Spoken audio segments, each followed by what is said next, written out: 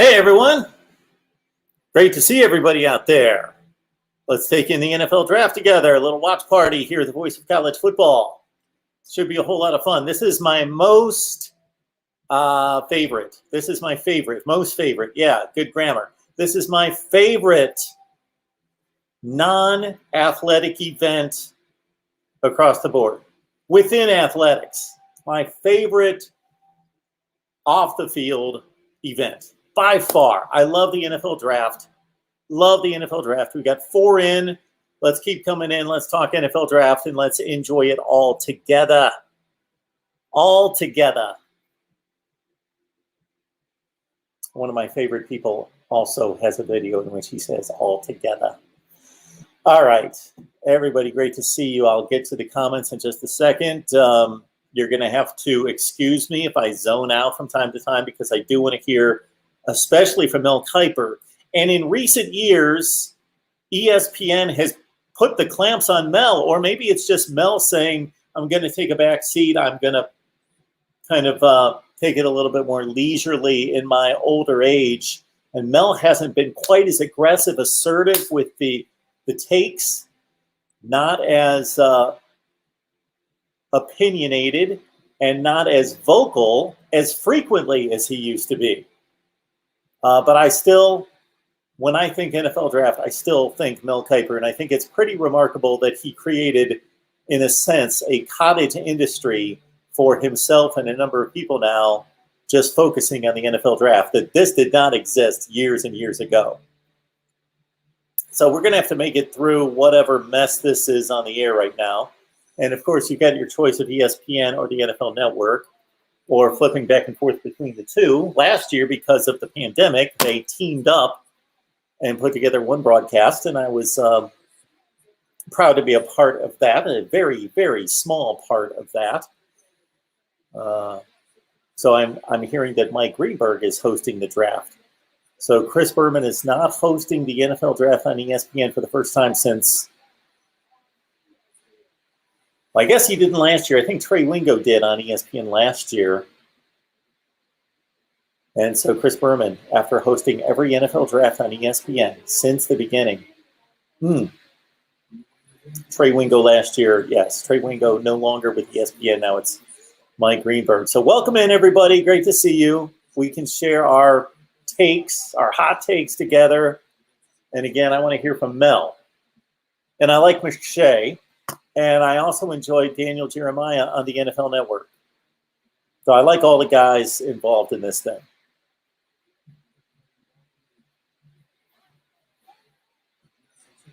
George, I'm going to be popping in and out of here over the next hour or so.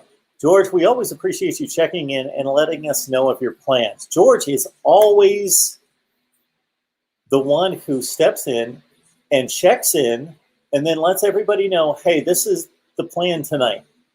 I'm going to be here. I'm not going to be here. I'm going to check in. I got to go make some dinner. Got to do maybe some other things that I won't mention. I'll be back at some point in the evening. George is letting us know that Kyle Trask is about to buy his mommy a new house, but she won't take it. She will say, just settle down, Kyle. All right, that's what any good son would do. So no suspense over the number 1 pick. Bama boy, good to see you. Caveman Austin is about time to boo the commish. Yeah, which I hope, I don't believe this to be the case, but I hope that for most people, that's just a tradition. They're just taking part in a tradition, and it's kind of a fun thing. And I like that Goodell, I think in recent years, he's shown his personality a little bit more, or maybe he's developed a personality, because for a long time, it was just Roger Goodell.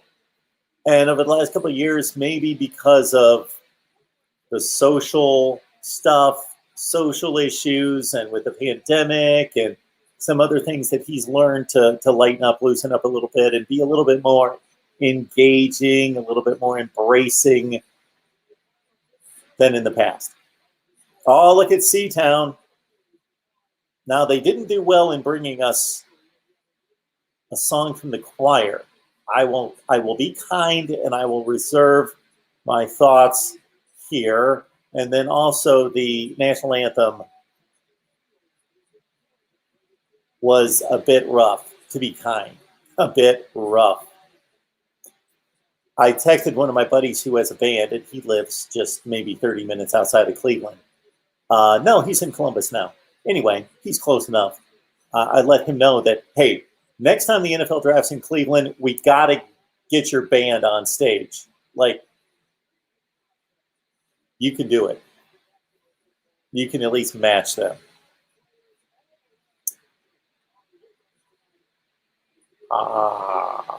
Nobody wants Kyle Trask because he's white and 6'5" and a good boy. Andy just drops dimes for a living. He's just not good enough because he's white. Oh boy, oh boy. Hey now. We do understand that the first pick in the NFL draft is going to be a pretty white guy. I don't know. Is Trevor Lawrence white? I know it's close. It's difficult to tell.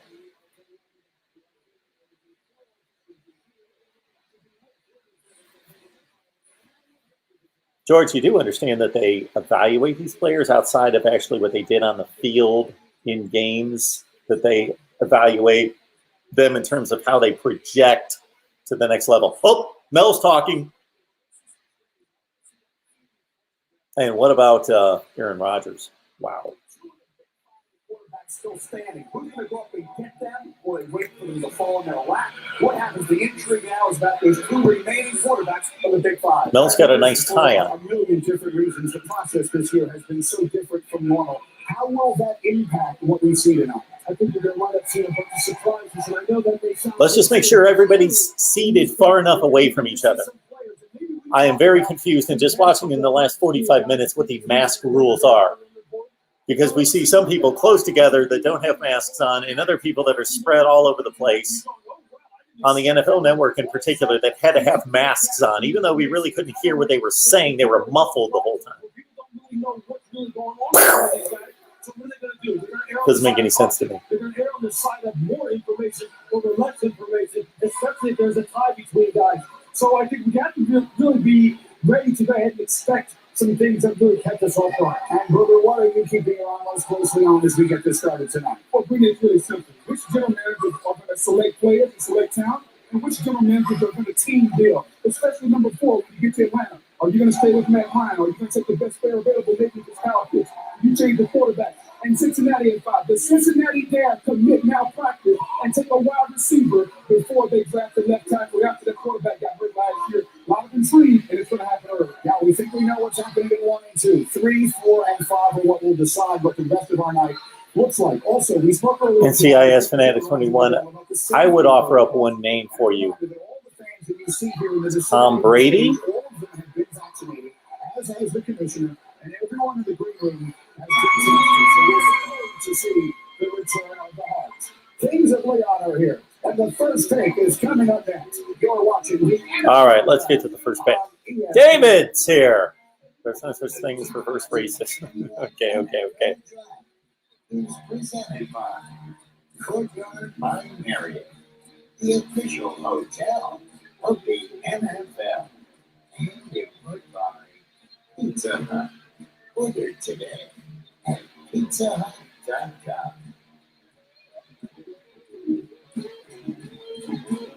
Who's the first Buckeye to be taken tonight? If that's not Justin Fields, then we've got a scoop. Hey, Sasha. Hey, Sasha, good to see you. Go Jalen, Greg, Breed, and Quincy, Jose. Go Canes. Yeah. So we're looking for 5 to be drafted by Miami. Thank you, Sasha. Appreciate that. It's on ABC too. But the ABC broadcast is the ESPN broadcast. No. You're right, Caveman. You're right, Caveman. That is the college broadcast, correct? Is that not the Reese Davis? Let's see. Isn't that Reese Davis and Kirk Herbstreit and the crew? I believe. We'll check it out later. They're in break. Now, unlimited premium data can't slow down based on smartphone features. Plus, if Netflix on us, it's SD. Caveman likes Jack Stoll to go in the 4th or 5th round out of Nebraska. Hey, Jared. Save money. That's great. Sure does. 9 picks tonight. 9 picks in the draft. Isn't something, wacky happening? Browns, I thought people could use a break. not the Bengals, the Browns. That makes sense. I grew up 45 minutes from Cleveland and hours and hours and hours, probably 4.5 hours from Cincinnati. But I did not grow up a Browns fan. Every time I stop cooking, I play this song. The original stuff first. Just you never hang out. No one speaks. Yeah, Yakov 22. Goodell's doing pretty well. All these commissioners of the major sports are doing pretty well. It's not a bad deal. Sometimes that means going all in. Thanks, man.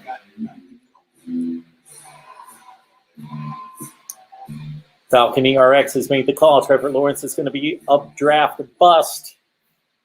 We'll have to see how it plays out.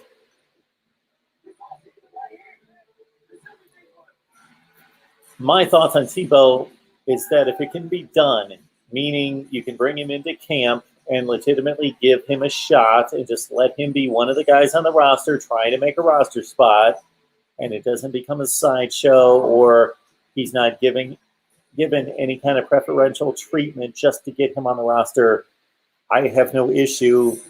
He is a former NFL player, both at quarterback and at H-back/tight end. So he does have a background at the position at that level. I'm not going to say that it was successful, but I'm not going to say that it was a failure.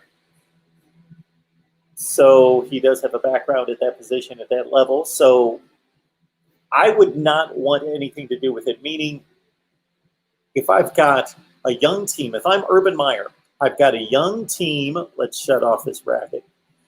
I've got a young team, and this is my first year with that team, and I'm trying to build a culture, trying to build a rapport with the locker room, trying to establish my credibility. I wouldn't bring in a sideshow because Tim Tebow can only be as good, or can he be any better than anybody else that can fill a roster spot at that position? I can't think that you just really need to have Tim Tebow to fill a tight end or H-back role. I just don't see it. The negative impact can potentially and most likely will far outweigh the positive impact that he will have on that team. And I'm not saying he's not a positive impact.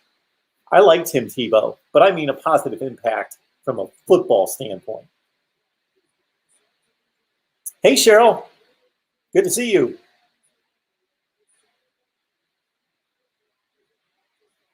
Dominic's back.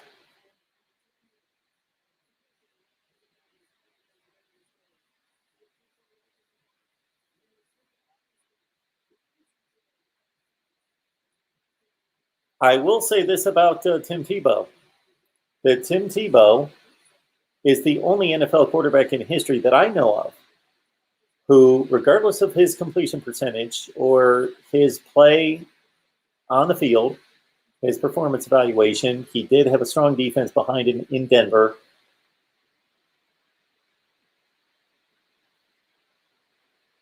Cue up the boo.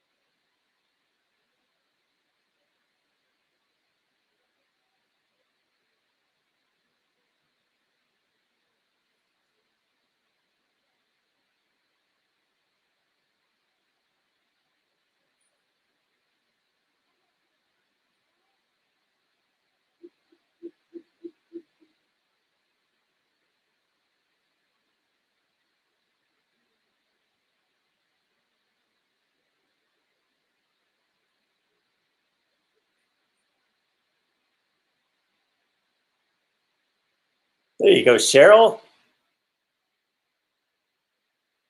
I like the three that they picked out to step up there. Bernie, Joe Thomas, and Jarvis Landry.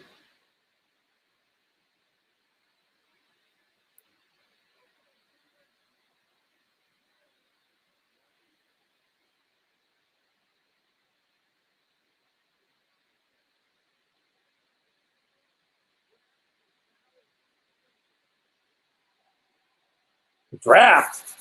Here we go. Wonder who it could be.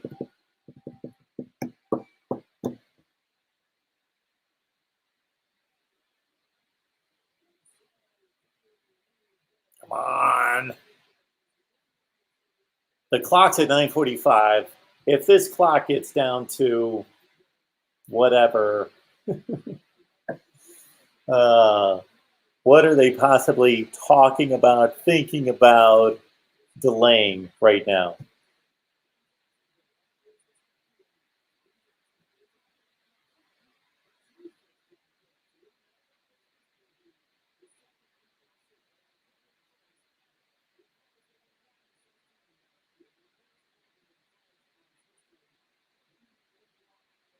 Oh, college football. Jared, you can keep watching on TV. We're watching on TV right now. Just keep watching on TV and then join in the chat at the same time.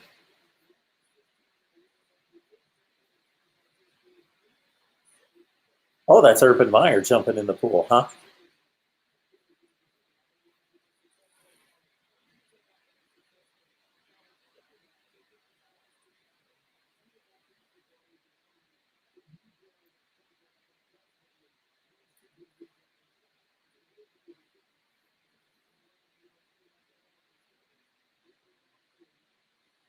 Caveman, it should be quick, but it's not going to be quick. You know, I guess you can spell Lawrence Lawer, or you can just go the way he spells it. Maybe they're just making sure that it's spelled correctly on the card. Or maybe they put sunshine in quotations on the card. Mel.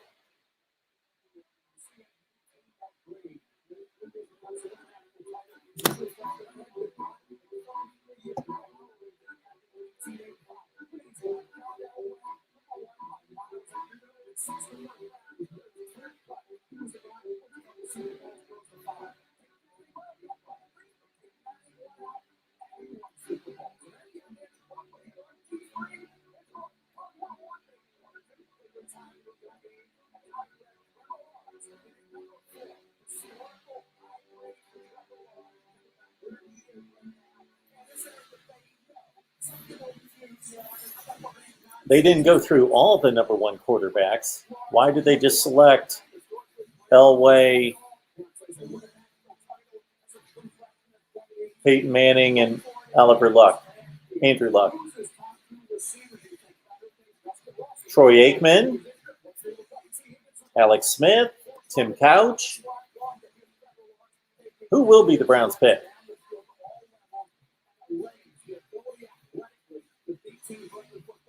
Do we have any big draft experts here that will let us know who the Browns might take at 26?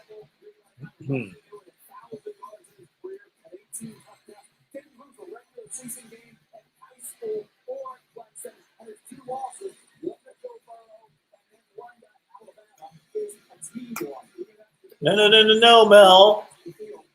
Mel screwed up. He said that Trevor Lawrence lost to Alabama. No, that was Ohio State. Mel.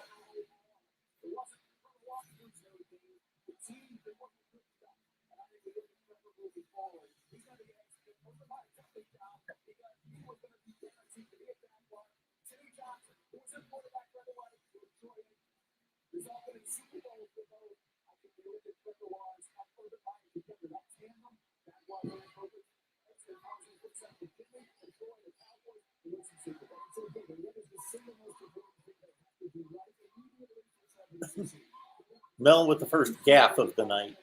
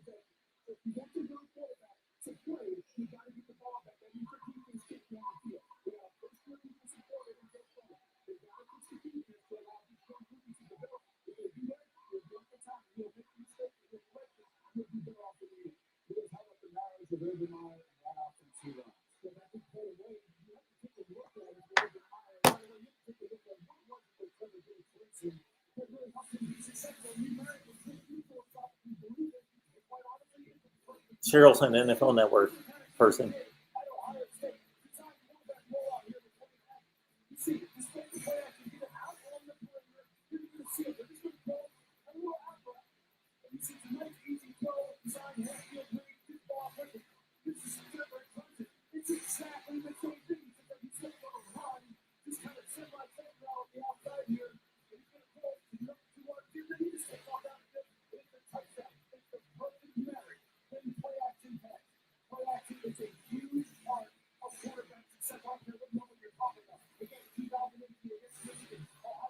Showing Urban's offense here.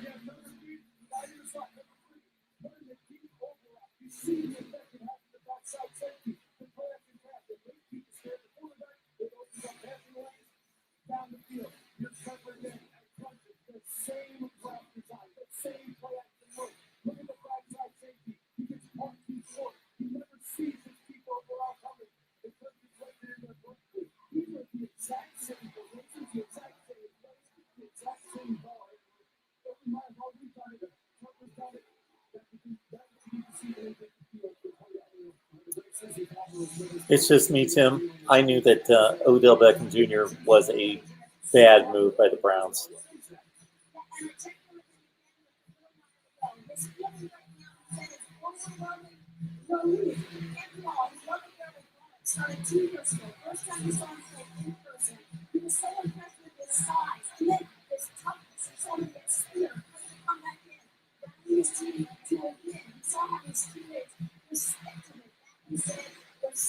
There must be a deal between the NFL and the networks to draw out the first pick all the way to the end, even when they know who it's going to be.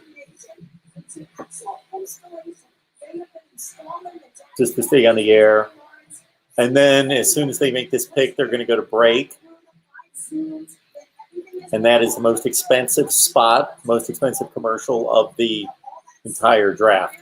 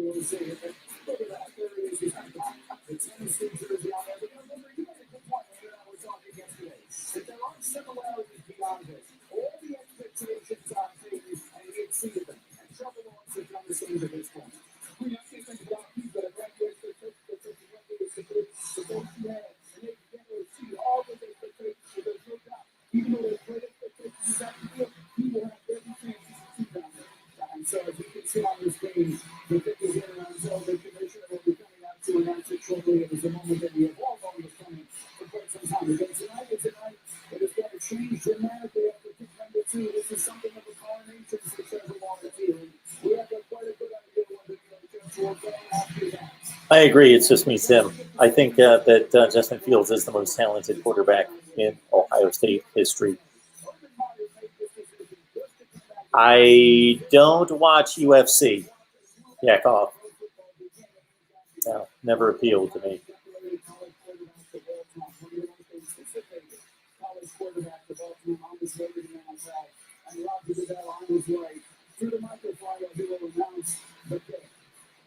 Yeah, they are going to take it all the way down to 0, pretty much, for no reason, except for money.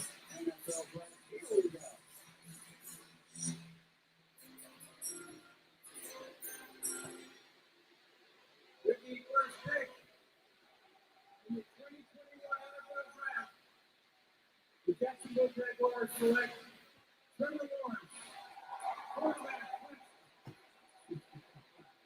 Now we can get on with the draft.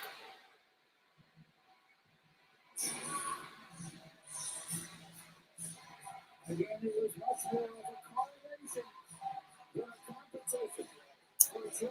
I gotta say, I know it's the style. I know that I'm old, but the suits with the tennis shoes looks stupid.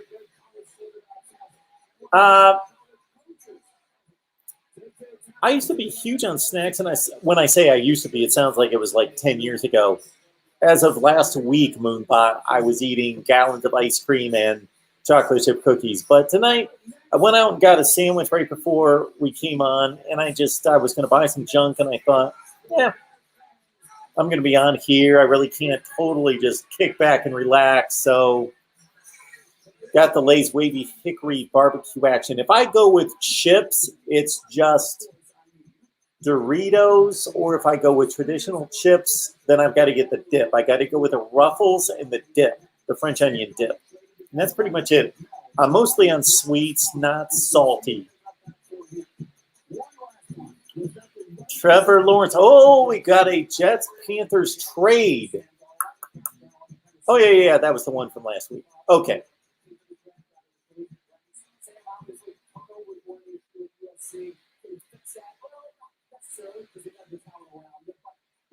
And we see it's pretty obvious that Zach Wilson is going to go second. If you would have said, if anybody would have said prior to the 2020 college football season that Zach Wilson would be the second overall pick at the NFL draft, I did not. I put on the sports jacket for the 25,000K show. I don't know if you saw that.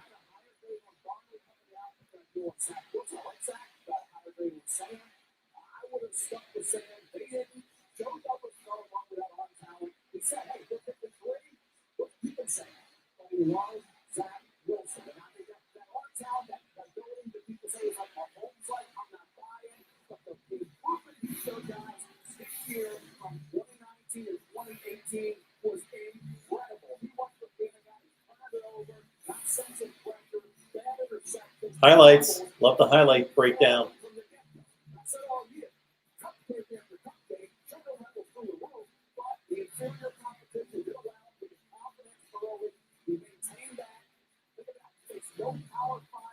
BYU did play an awful schedule this year, a pathetic schedule. Not their fault, but a pathetic schedule. Terrible.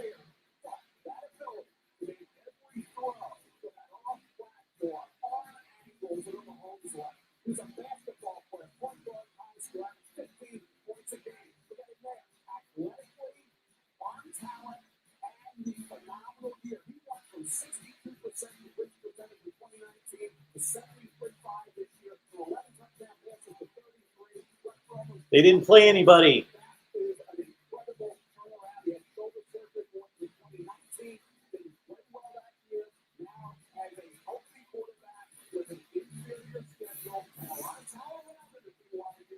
I don't really know that people are considering that Zach Wilson had a decent season, but not a great season in 2019 against a good schedule, against a Power 5, probably 50% Power 5 schedule. This past season, they didn't play anybody. Their schedule was awful. The best team that they played was Coastal Carolina, UCF. That was their schedule. And yes, his stats improved, but did his play really improve?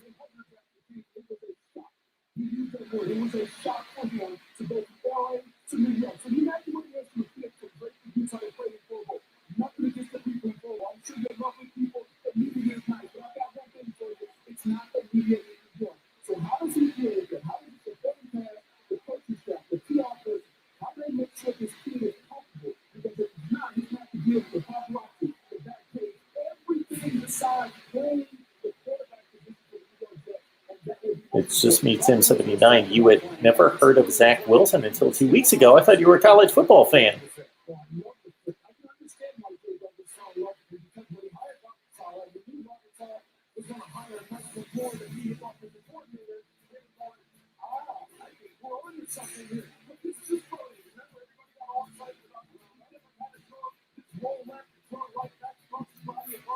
consider how awful and pathetic the Jets organization has been for a long, long time.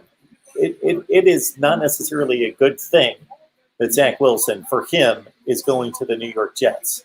That has been the worst franchise, along with the Cleveland Browns, who have apparently cleaned it up, the worst franchise.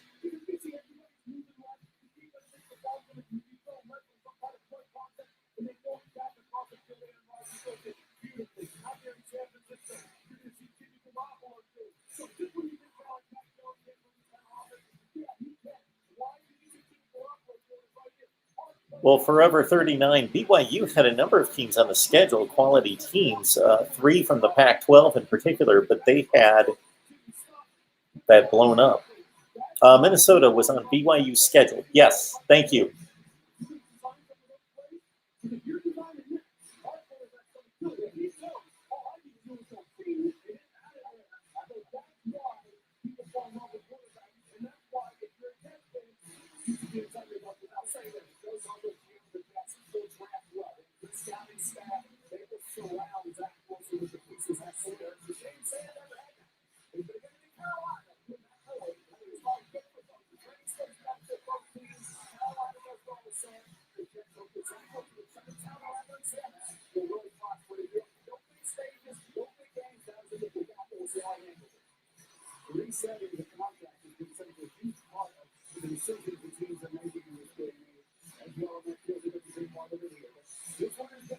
.904 Hurricane, we're going to play off of your comment as soon as this pick is made. We're going to play off of your last comment about Trevor Lawrence.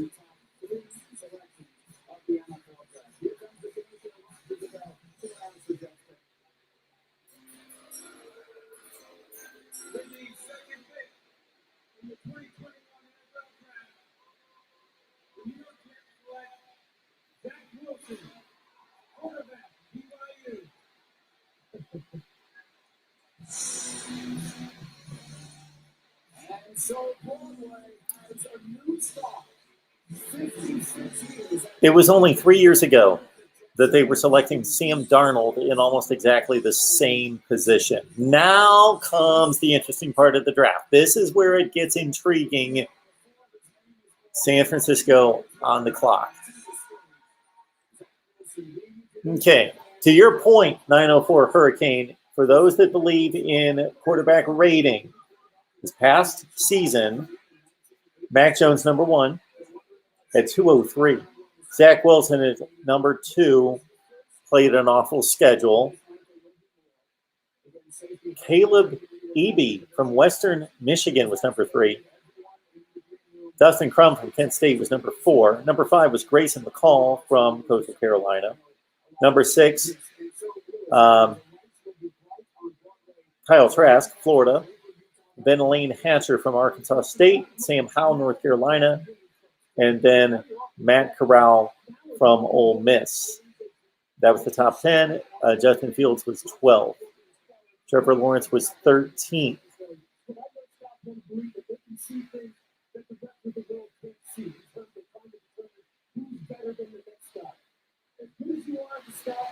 Coaches and the player support program, the player development program are really the ones who make or break these individuals in combination with what they will make up inside. So now, look, you hit it on the head. Go back to the proper side. And that's what we so are you. Because the others surround them with a lot of help. And then we'll get to walk with the line and protect them. But I think that's what they're bringing already. They're going to add some more. You can't just put on more time. And you got to support something that you got to do. I would not want to go play for that organization. They've been a train wreck for ever since Rex Ryan was there. That's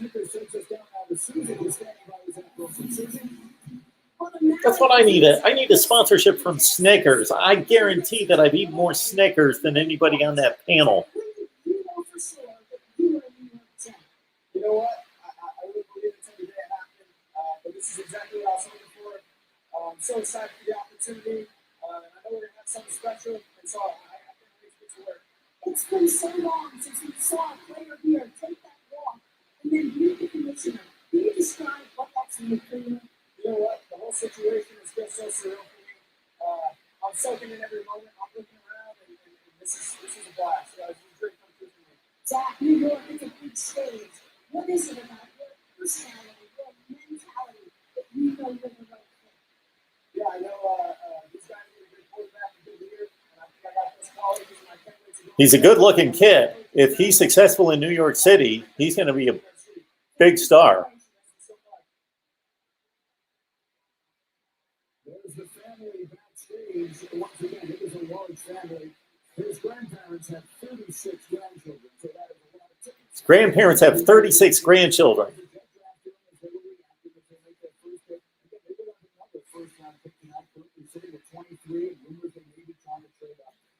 There you go, Cheryl. It has pretty much been the history. Let's look at Jets first-round quarterbacks. Joe Namath, 65. Richard Todd, 76. Ken O'Brien, 83. Chad Pennington, 2000. Mark Sanchez, 09. Sam Darnold, 18. Zach Wilson, 21. Namath's an all-time great Hall of Famer. O'Brien was good. Todd was decent. O'Brien was good. Pennington was good. One of the most accurate passers in the league. Sanchez was pretty bad, but played with good defenses and made it to 2 AFC Championship games. Yeah, he probably did dodge a bullet because the Jets have been awful.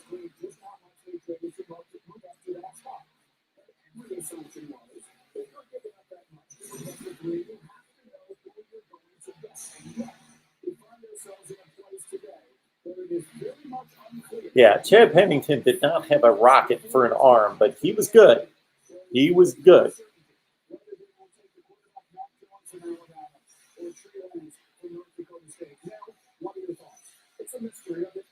Here's Mel.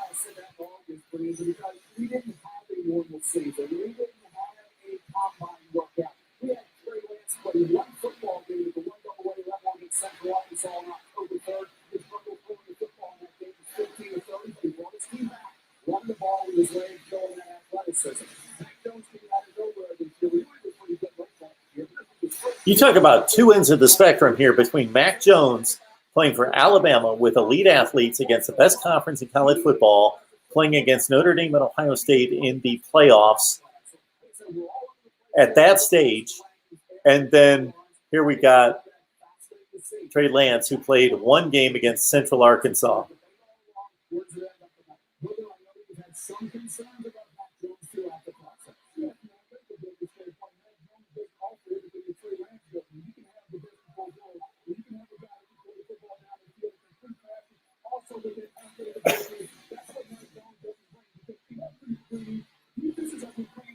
They're going to look at Mac Jones' limited mobility.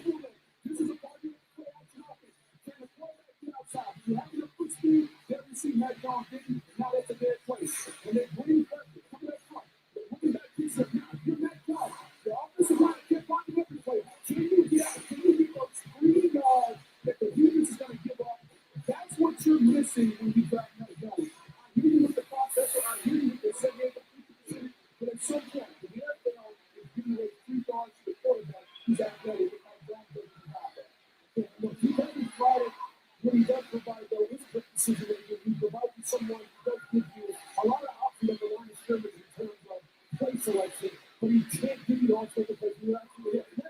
That's where Trey Lance comes in the game here, on top of the fact that everyone that goes to Golden State will take this. Oh, but guess what? He processes better, if not better than anybody in the draft class. And he's still learning. He has part of the highest floor. I know what you can say. He may have the lowest floor. He may be the biggest boomer bust here. But I think that's what you're paid to do. You're paid to make sure that he booms and doesn't bust. And you know what? I would bet my money on Trey Lance not busting. Why? This guy is wired like you won't find a single person say a bad thing to him about it. And he is going to be a superstar. If the tip is Lance now. Louis Riddick just said that Trey Lance is going to be a superstar. Love Mel.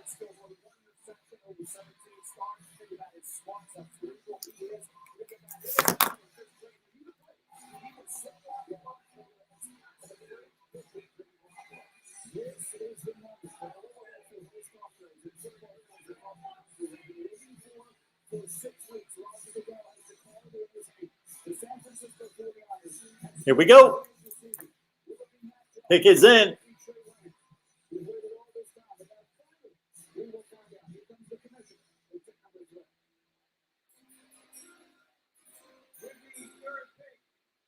the 2021 NFL Draft, the San Francisco 49ers select Trey Lance, quarterback, Oklahoma State.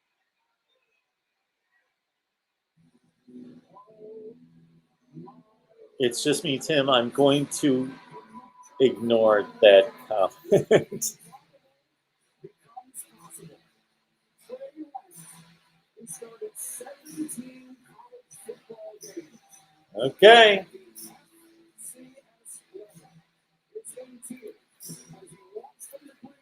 Again, these suits look amazing.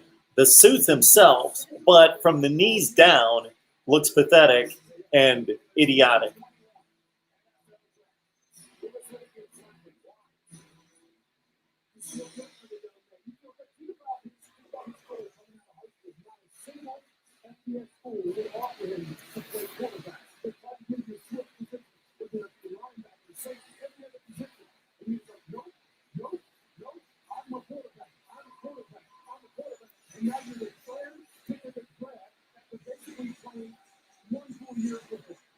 That is a testament to not giving up on yourself, getting on yourself, putting in the work. But on top of the thing, he's also a good football player.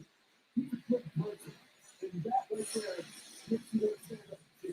Let's take a look at some of the highlights here. We're going to show everybody how good he is. Look, he's a guy who can win the race right there with his obviously accuracy is something he's going to need to continue to work on. But when you think of Kyle Shanahan's offense, as far as it being a run-centric, play-action type of offense, he is going to thrive. Okay, here you see it. Now you see right here, the ability to create, build, and move like go back right. He just kicked the football down the field 25 to 30 yards. Here again, that play-action play out of the gun, and then he launches a post route down the field, and put it over the outside shoulder. Here again, the half roll, the push down the middle of the field again. Just put it right where the wide receiver can just touch it perfectly. Here again, the slot fade that you see down the middle, and you see offenses running in the NFL over and over and over again. And then you can find the quarterback run, the quarterback power, the quarterback counter, the quarterback roll. And he's not trying to just get a couple yards in the dirt. So you see him right here, he's tipping his shoulder, he's running full over. He's a tall dude, huh? When number 5 gets on the field, be ready. He's not trying to run out of bounds, he's trying to embarrass you. What a perfect fit for this young man. So to your point, he did so well. Of all the quarterbacks we're talking about, you know which quarterback played the most plays under center in their college career? Say Lance. Who likes to run the football from under center? Kyle Shanahan. It's a perfect marriage with the run game, how they want to do get knocked out on the edge. And we always say, whichever quarterback with the San Francisco now, regardless of who it is going to be in the best position. So I think he's in the best position. He was better than Trevor Lawrence and Zach Wilson based on his offense and based on how Kyle Shanahan's offense sets the quarterback. Think about Kyle Shanahan's dad, Mike Shanahan. Yes, the influence he had, and he's a goal-threat quarterback. John Elway, he's really right. Yeah, exactly. Corey Armstrong, coming out of Stanford. You know, Steve Jobs, same type of thing. And now you have Trey Lance coming there with that goal-threat quarterback. Not the drop back guy that Matt Jones did, not what Matt Ryan did, that was not Jobbers, that was Brian Priestley. So I think you look at the quarterback. Good question, Mr. HD. This situation, no one can balance out Alex Smith. He could sit for a year. Yakov 22, that's a good idea. We could give that a shot. Talk some Michigan football. Absolutely. It might be difficult to get those three together, but we could try. Doesn't so Jay Moore's telling us that Trey Lance is 6'4.5", but or 6'4". Man, he looks tall on those highlights, like super tall.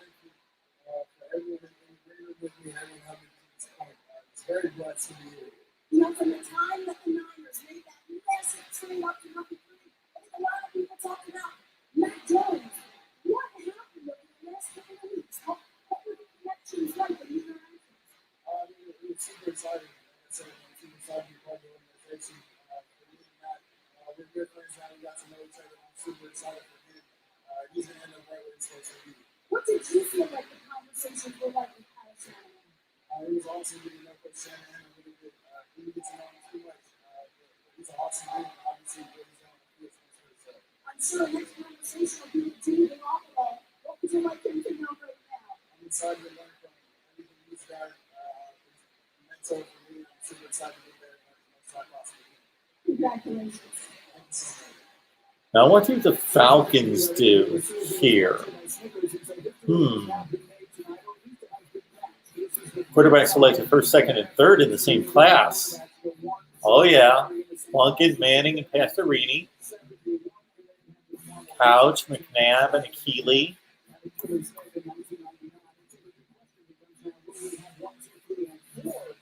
at that.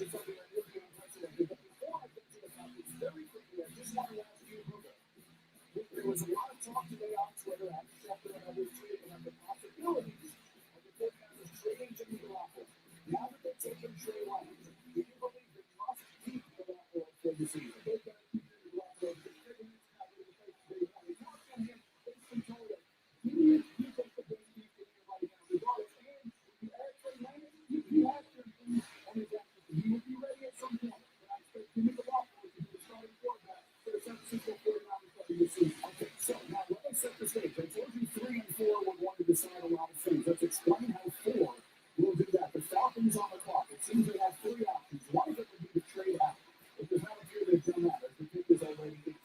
The other options would be then to take a quarterback, would be the Air Parents and that line, or to go a different direction. If you are making the pick, what would you do? Considering the needs that they have, considering the fact that this defense is historically bad when the franchise has had the draft pick, I'm very now. I'm trying to get out of there. I'm trying to get some pick. Yes, Falcon ERX. This is your pick. We're going to find out right now whether it's Trey Lance or whether it doesn't get or if it was not done. We'll find out. I see the commissioner is beginning to make his walk out onto the stage and we will follow him. Again, the big question here is, will we have this game made? If he reads the name of one of the quarterbacks right now, it will be the first time in the history of the National Football League draft. The quarterbacks go 1, 2, 3, and 4. Do the Falcons go that direction, or do they take an offensive playmaker? We'll have to find out. The Falcon fan is getting out of the chair, and Ron together is getting ready. Gotcha, Sean. Okay, here we go. Hold on. At number 4. Here's the condition. With the 4th pick in the 2021 NFL Draft, the Atlanta Falcons select Kyle Pitts. Kyle Pitts is that good of a tight end for a tight end to be selected. A tight end at number 4. Is this the highest the tight end's ever been selected? I think so.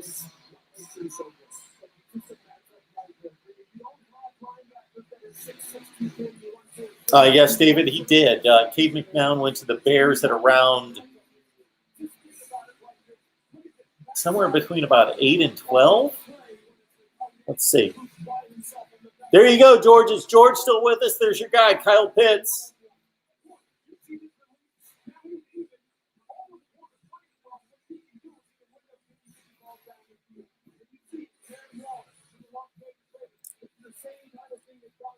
Let's see. Cade McNown, he was somewhere between 8 and 12.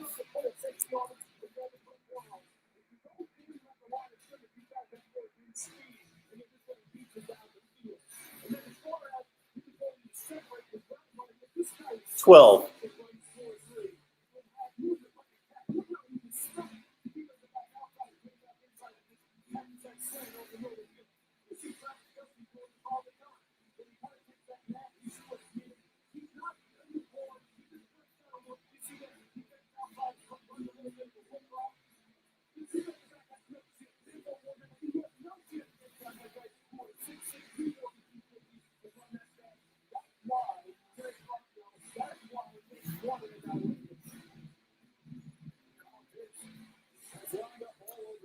If you can take a special player, you take him.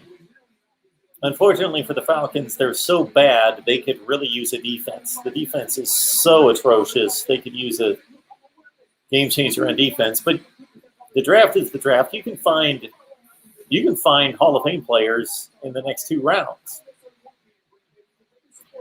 Meaning, was Vernon Davis taken that high? I don't think that high, not number 4.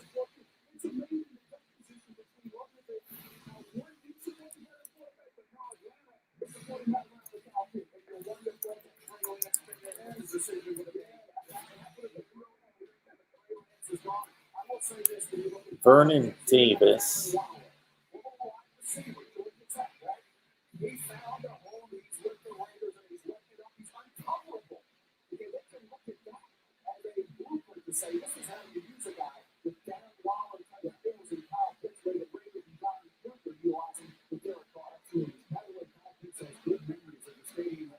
Vernon Davis was the 6th pick in the 06 draft.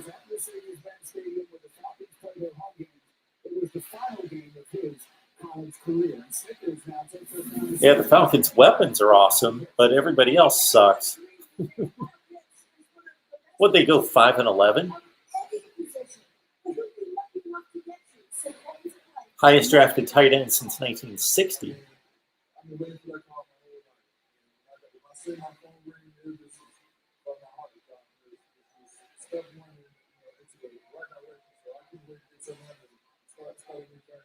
From head coach Dan Mullen to our number team that they call you a unicorn. So explain it now. What do you want to accomplish in the NFL? I want to accomplish a lot. I have a lot of goals that I want to reach, and I think through the time I spent with football and just mentally, I think I will. Congratulations. Thank you, Susie. What a beautiful moment that is. Again, we're off to a fast start. The quarterbacks went one. Travis Hupp Ridley? Did I miss something there?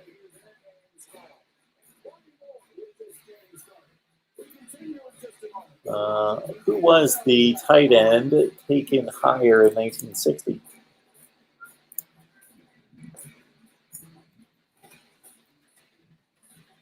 I want to see if ABC.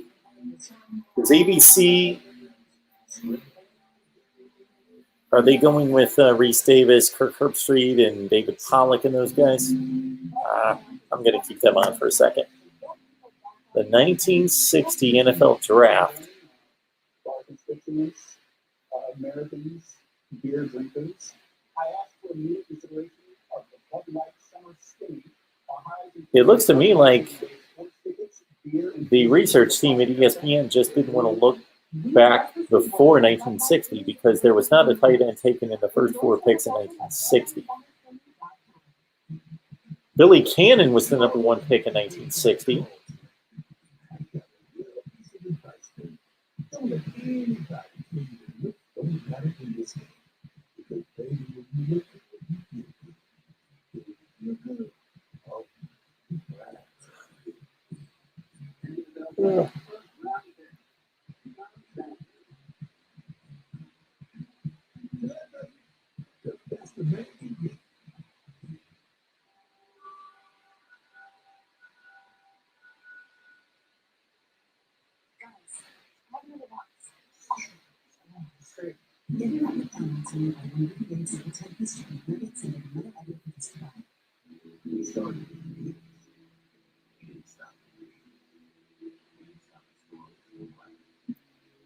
George Izo was the 2nd overall pick in 1960 out of Notre Dame.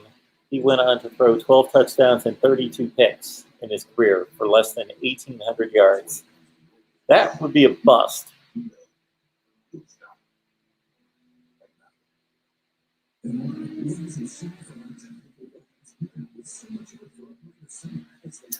I'm right there with you, David.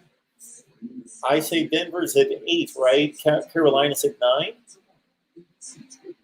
So I would think either one of those teams would want to take Justin Fields.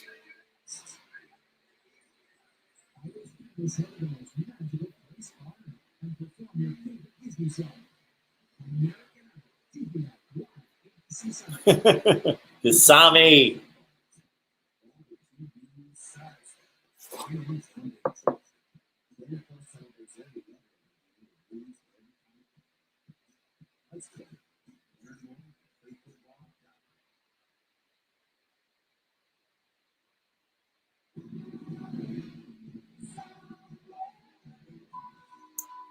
Let's check out ABC.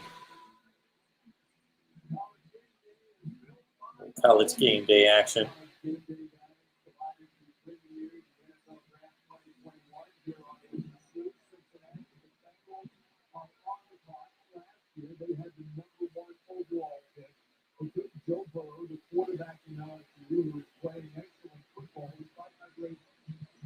great protection until he got hurt. And that was Bengal. It was third. But the choice is Joe Burrow. Here's the numbers. I tell you, I'm watching Bengal fans. It seems like he got hit every time he got back to throw, whether they were sacks or knockdowns. And finally caught up to him with the knee injury when he went out. So the choice is you get an offensive lineman like Penny Sewell. Out of Oregon, going to be willing to watch Chase, who he ended up playing with in college, and they matched up quite a bit in 2019. That match for you at LSU made a run to the national championship. What's next to you? I'm listening to what Burrow's saying to the organization. You know, I was with Chase 2 years ago, and he said single season record for receiving yards. Oh, we've got McShay. But man, I'd like to stay up late. You're a receiver. What would you rather have? You know, as a receiver, of course, I want to sign on the side of the receivers, but because of what I saw with Joe Burrow a year ago, you have to protect your franchise quarterback. I love that song with Jason Jordan. Yeah, they have to select a tackle to protect Joe Burrow. This is not a decision. This is a need. This is a need. Select Penei Sewell. Period.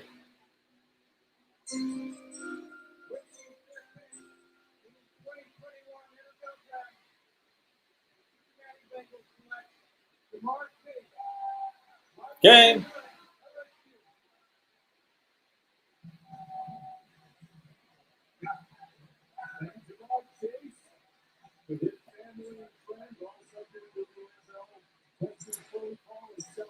I am close to the picture, David. There it is, right there. There it is.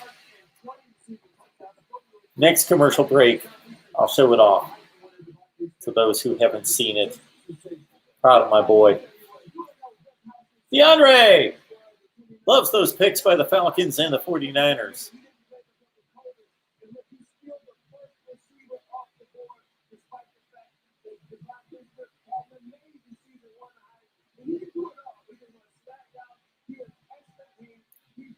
Let me clarify.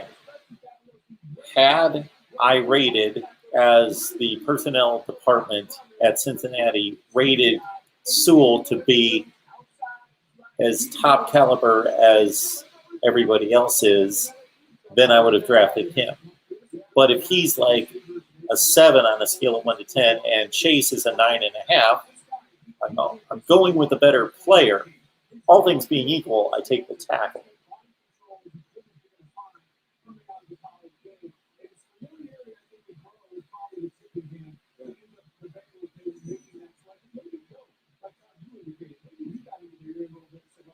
Thanks, DeAndre. Appreciate that, man.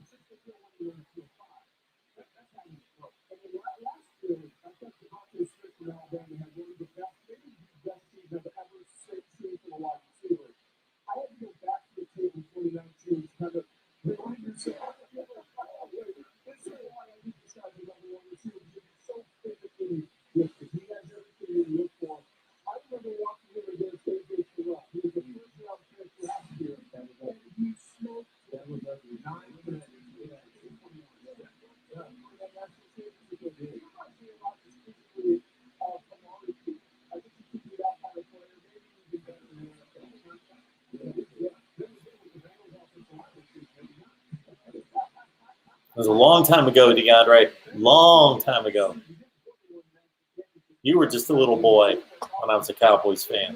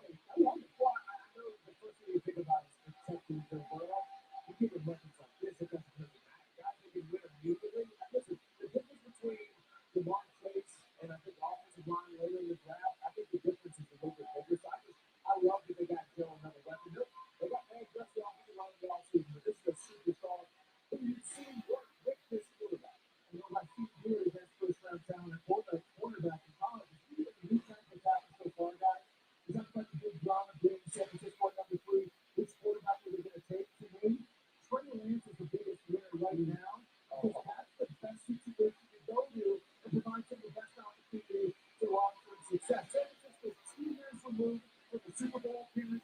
Kyle Shanahan with a great mind offense. Calling plays. George Kittle, one of the best weapons to throw to a tight end. Exciting young receiver. A great defense. Jacksonville and the Jets picked 1-2. I don't know if the college guys aren't breaking down the NFL stuff better than the NFL guys.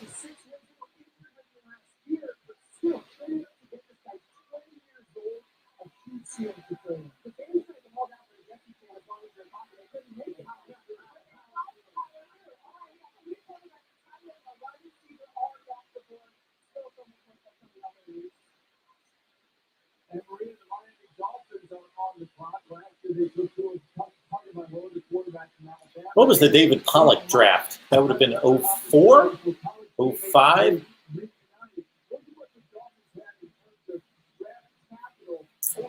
Mark, do you remember A.J. Green in the OTL special on his senior year in? I don't remember anything about that. OTL meaning outside the lines? I don't. I did not work on that show, and I haven't watched it forever. 05, yeah.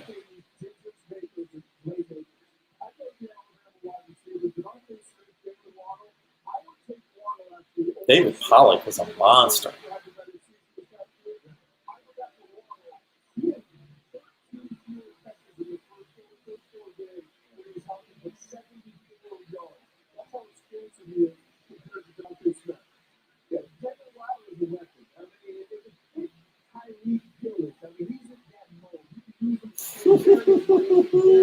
Yakov.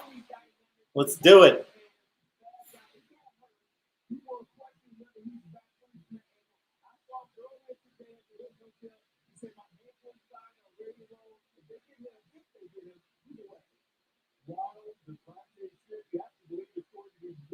But for me to do that, I'd have to practice as much as understand that those NFL players, they practice for months to get ready to do that, or at least several weeks.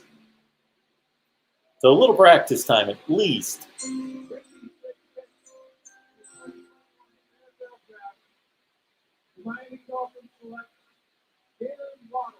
Jalen Waddle. Burner.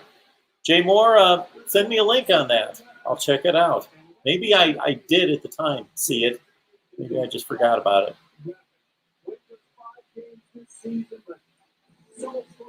It's hard for me not to watch Kuiper do the NFL draft. I gotta go back.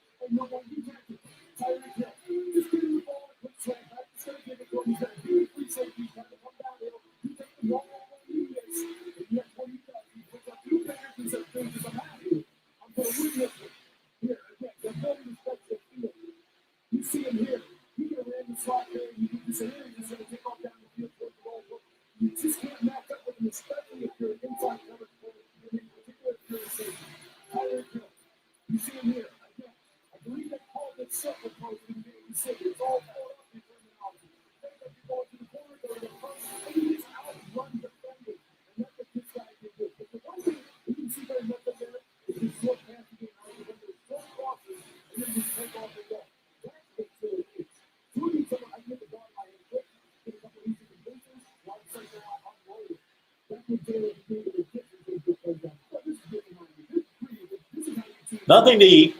I had a sandwich before we started. I wish I had some junk for after the draft. But I don't. That's probably better for me. That is better for me. What we got here, Sebastian? His average time to throw was 3.1 seconds when the NFL average is 2.78, and no NFL quarterbacks had an average longer than 3.05.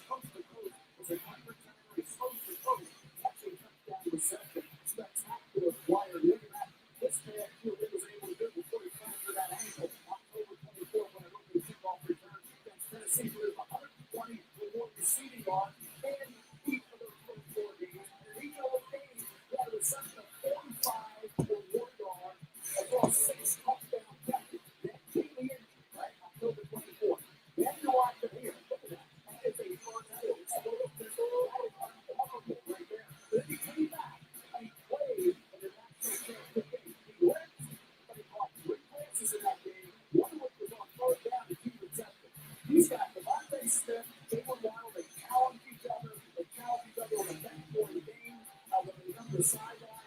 These two put each other to be better. The fact they went out there and they played in that game, that was just for real. Don't go out. You're going to be a high first round pick. If you go out there for your team and you play and you get it out, looking around and contribute, look at it there. Get the offense staff and here it is, coast to coast again. With a great punt return for a touchdown against some pretty good athletes. One in coverage in the book. Yeah, I mean, he's a special player. If he doesn't get hurt last year, maybe he's the one of the Heisman conversation. We'll see. Meanwhile, down in the state, Snickers. It's just a Susan who's standing out there and watching. The last time we saw Brandon Martin was talking about picking in the national title game and struggling with walking on the stage tonight. What was it like when you got that call? It was a dream come true. I think all the hard work that came to making this moment, especially this game, remembering so just being that hard, it just made everything. What are the skills you can't wait to show off the Dolphins fans? Playmaking ability, he has a few years in my age after me and trying to make plays. So I'm going to do my best to try to showcase. Congratulations. Thank you. You see the moment there when he was drafted backstage, friends and family that are here to celebrate every now and again. And keep in mind that not only are we seeing the fortunes of every team in the National Football League rising forward tonight, but we are seeing the wildest dreams of 32 young men and their families coming true right before our eyes. What a wonderful reminder of that. So, moving fast and furious, and on we go now to the Detroit Lions, who sit at number 7 and have already made their pick. So, this is a new regime with a lot of different options. A lot of things they potentially could use. They make a big trade with the quarterback, so Barry Bonds is now there. If you are running the Detroit Lions right now, what direction are you thinking? Well, obviously, time to get down here. You see people, if you take the side football cards, half of the quarters, back to the back touchdown. On the offensive side, you've invested in the offensive line already. Taylor Decker, this is really contract extension. They're one of the best centers in the league. And Frank Ragnow, I think it's set there. You need some passing. No Bobby Jones, no Kenny Galladay anymore. Devontae Smith is just sitting there saying, hey, draft me, man. I'm live and trophy with them. I'm a pretty good wide receiver. It's almost too easy for me. The other thing I have now is that this feels like one of the spots we could have considered seeing a team trying to trade up to, maybe to grab a quarterback, but that has not happened. We're dealing with Matt Jones, obviously Justin Fields with Denver, what they think they're going to make sure for Carolina and Matt Wilson, they're saying, well, they sort of just fall to 8 league. I thought Sam Donald would be that kid who got that. And still sitting there with Sean Slater for offensive line up for teams that needed Devontae Smith, you mentioned a Heisman Trophy winner. Spectacular skill there. We haven't had a defensive player off the board yet. No defensive players. If that doesn't say what's happened to the NFL and football in general, wow. Used to be mostly defensive players and offensive tackles.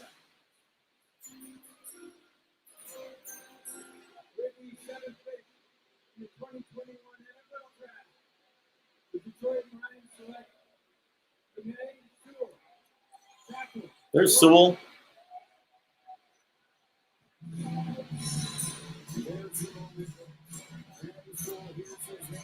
Penei Sewell. Motown. Detroit Lions. Jared Goff.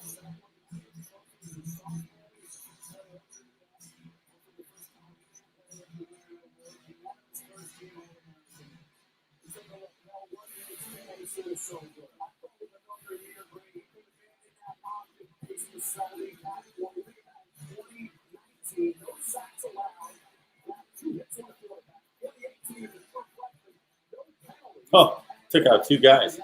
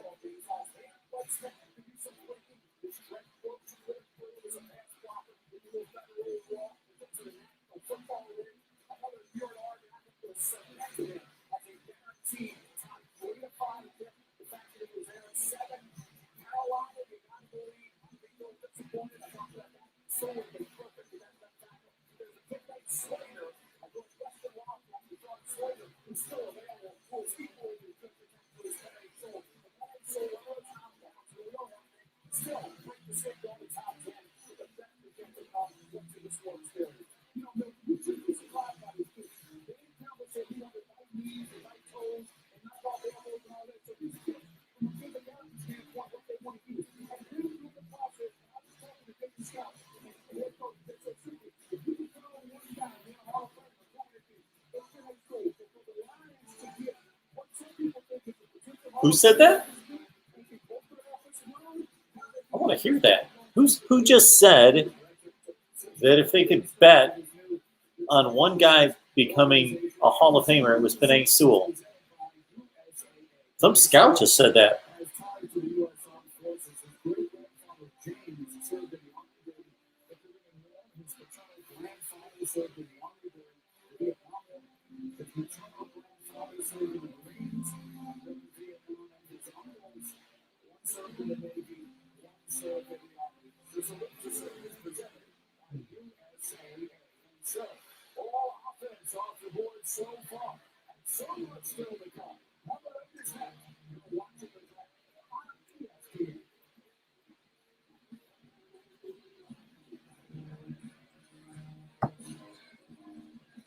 Who said that Penei Sewell is the most likely Hall of Famer?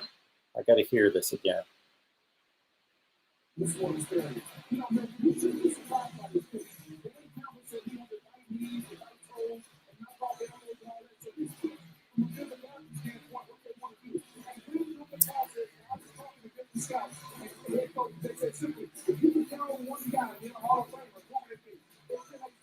Okay, so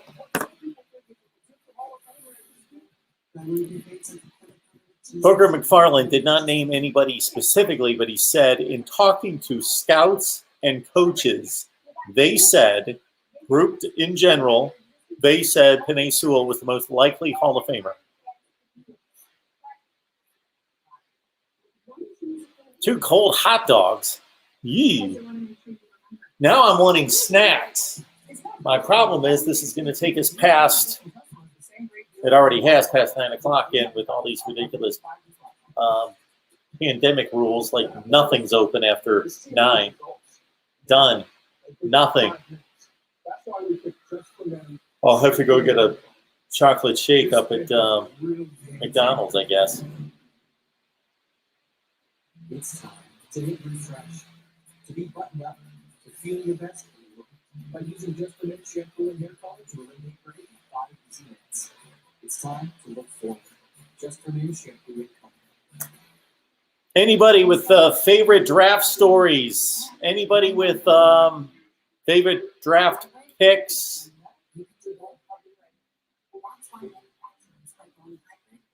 Is everybody here a yeah, must live in a blue state? I do live in a blue state, and yes, there are probably, I live in a town of about 35, 40,000 people. There are maybe a half dozen gas stations that used to be open all night. They're not. McDonald's used to be open all night. Now it closes at 11:30 or midnight. I should look that up. Taco Bell, which I hate anyway. But what else used to be open? Oh, there was groceries. There were 2 grocery stores that were open all night. Now they close it. Yeah, they close it early, whatever time it is.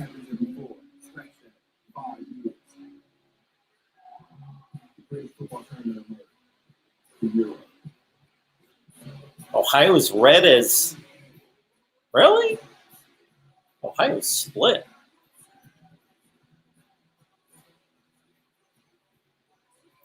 Oh, yeah, 1989, Troy Aikman, Tony Mandrich. One of the great busts of all time, Big Tony, Big 79.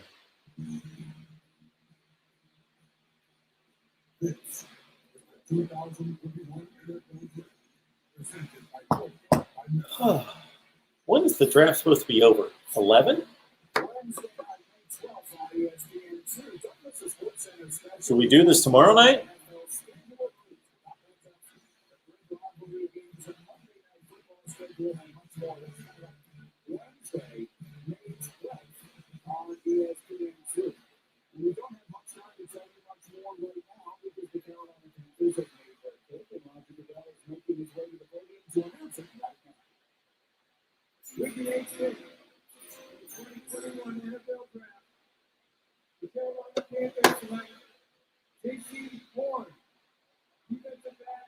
That's a bit of a surprise, huh? J.C. Horn at 9? I thought he was supposed to be around 20.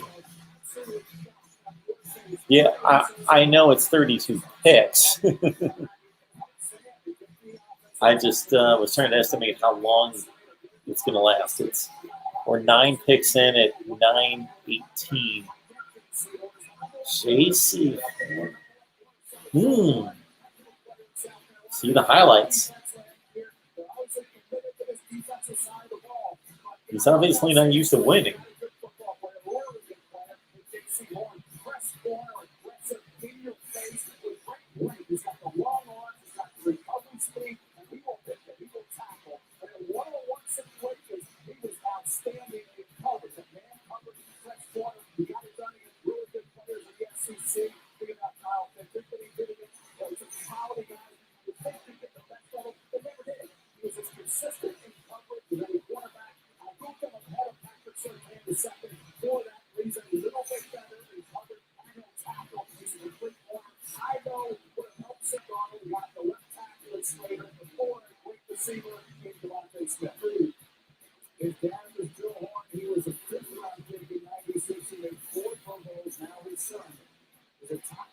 Yeah, Joe Horn was a player.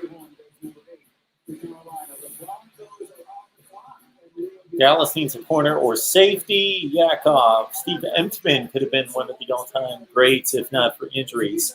Yeah, didn't Emtman go number 1 to Indianapolis? That was the Emtman-Trev Alberts draft, right?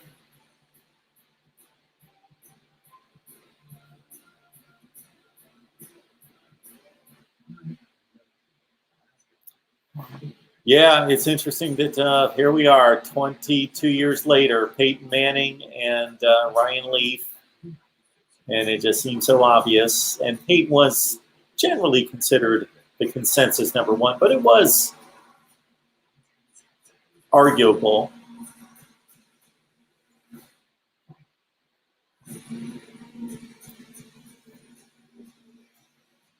So that was in the 98 draft. In the 99 draft, Tim Couch got selected over Donovan McNabb. How much of that was the player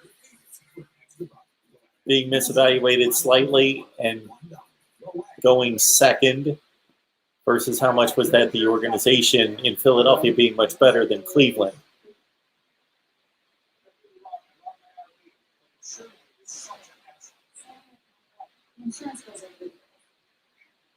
I wish I could prove my insurance. I don't know the car, the RV, about that exists.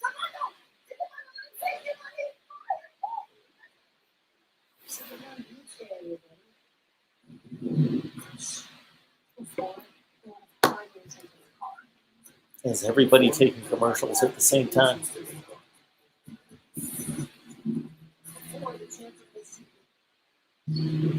Yes, unfortunately.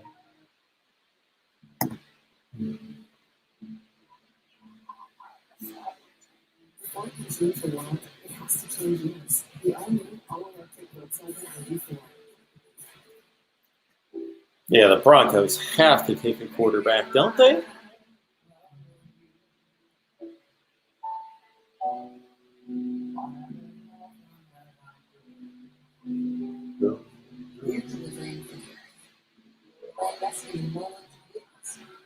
Reusable packaging and carbon capture research. Making up our family. That's all I see.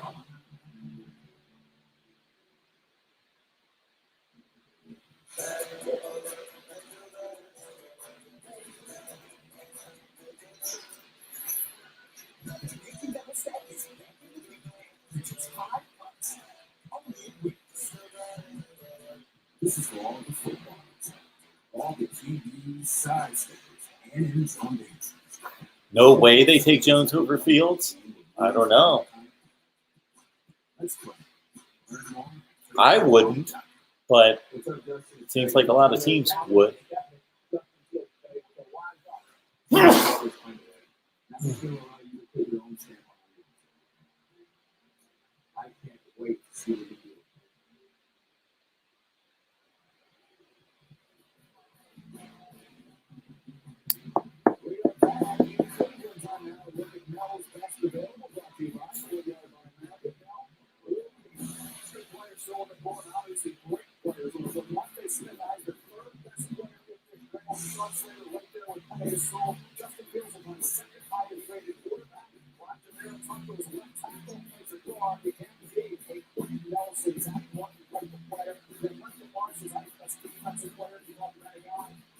Thank you.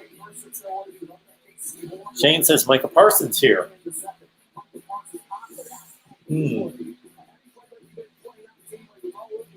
Not a quarterback.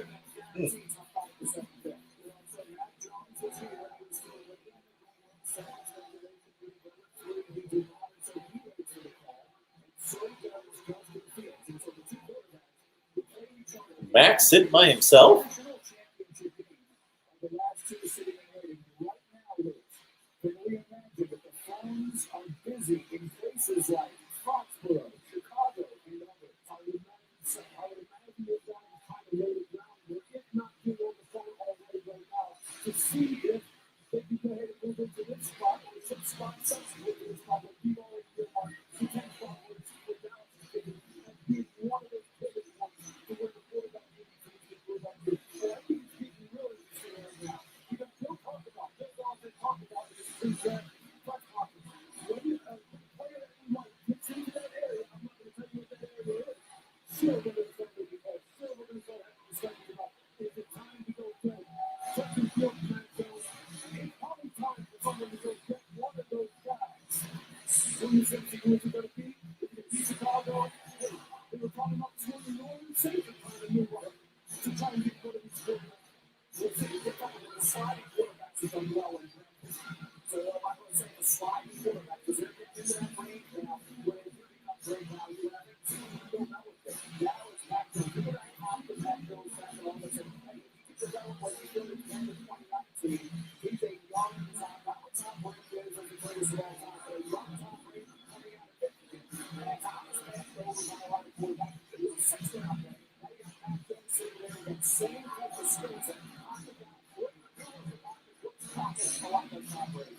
One team needs to be on the front line now trying to make a trade. Football team. The Washington football team. Are they ever going to figure that out?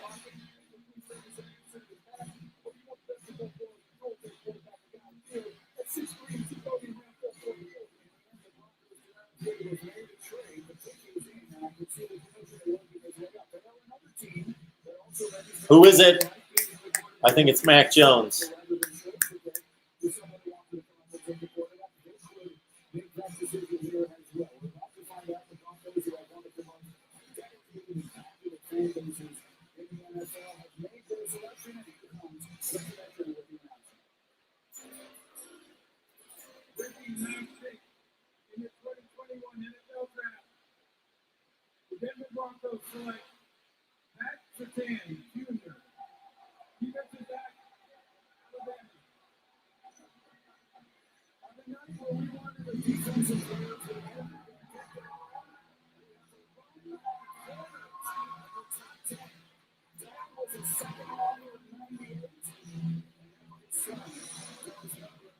Okay.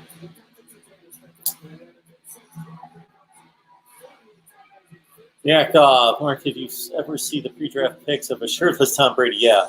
Yes. It's hilarious. Just to look at him and think this guy played football at a major school and went through a strength and conditioning program, and this body's going to take a beating in the NFL. And here we are 22 years later. It's crazy. Hey, Pitt. Talk is Pitt. Watching the draft as well. My favorite NFL team is Green Bay. I've been taking Greg Newsome from Northwestern. He's a really good player. Really good player. Northwestern probably the best secondary in the Big Ten last year.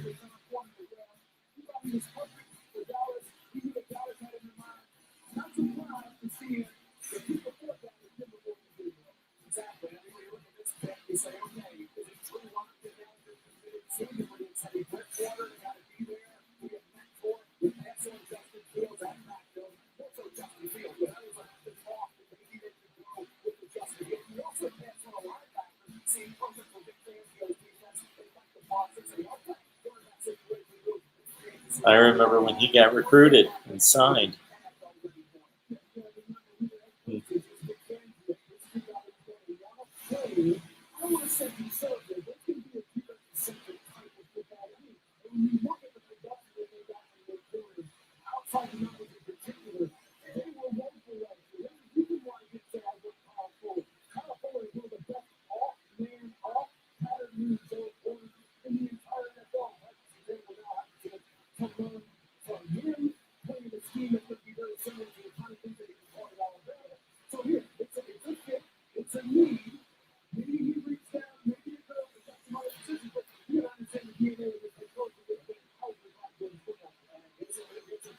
every day against his former teammate Jerry Jr. It's the second day of order.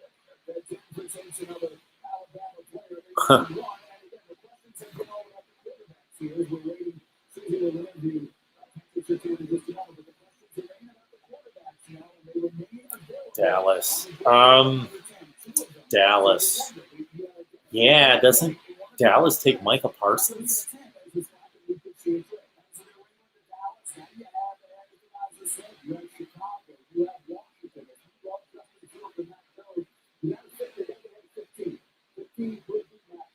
Yeah, they need help on defense.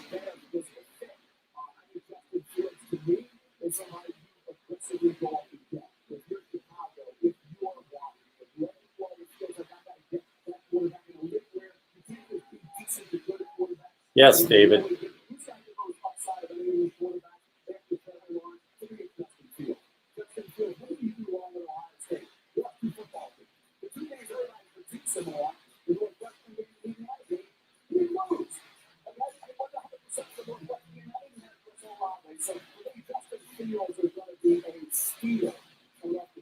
Mel says Justin Fields is going to be a steal.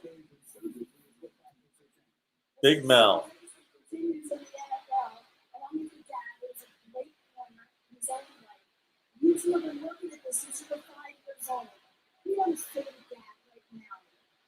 Man, I just want to say, like, I'd say thank you for everything you've done for me. This will raise me to be a young man I am today. You get a football lesson from him every day. I'm just thankful for it.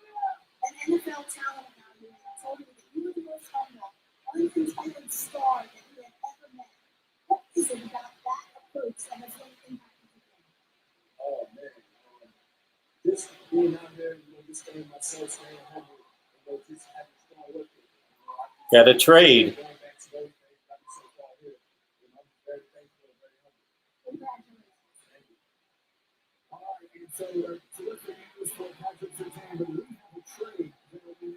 Philly jumping up. So if Philly's coming all the way up from what pick to 10? Oh, 2 spots. Still significant.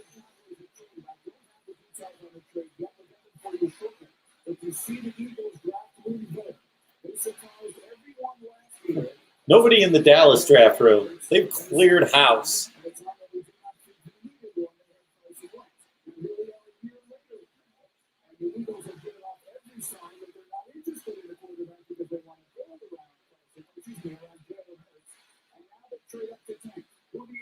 Who would have ever thought that it would be stated that an NFL team wanted to build around Jalen Hurts?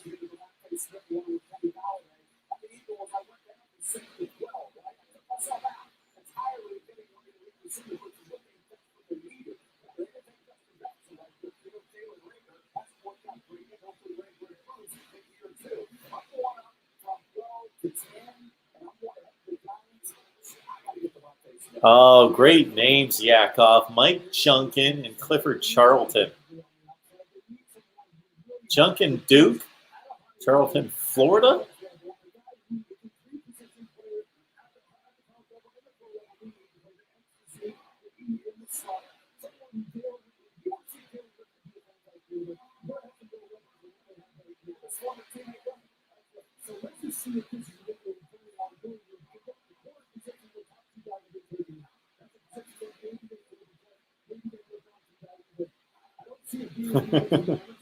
Cheryl just thinks the entire draft is a bust.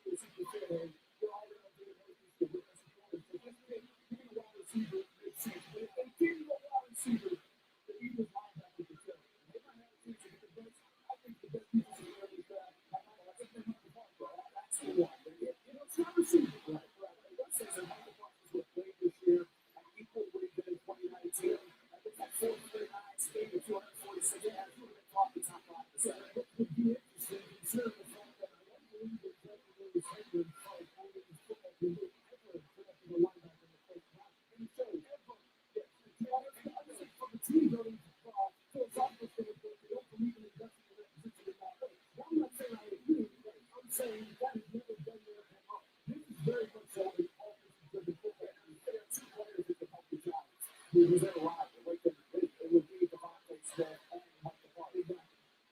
There's one thing I didn't think we would see would be the Eagles and the Cowboys making a trade. I'm getting the details on the trade from our producer, Brian Ryder. Right now, go ahead, Brian.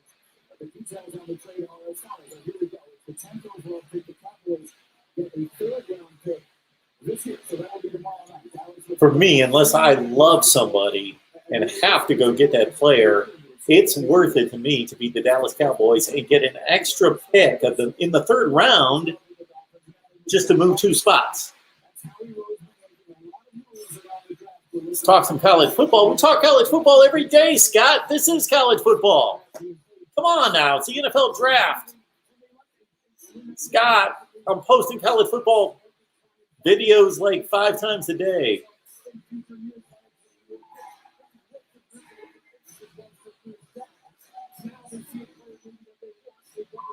I'm going to post a North Carolina video tomorrow, Scott. You can hit me up about that.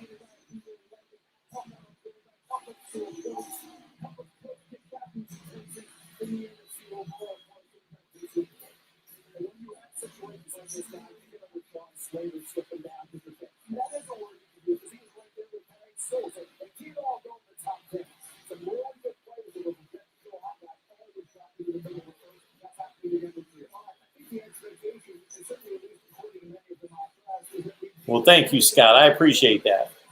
I appreciate that so much. It would be good if more people took that attitude, or more people like you were out there that we could pull in so we can grow. But thank you for that, Scott. I appreciate that. We'll talk some more Texas football. Are you subscribed to our Texas channel?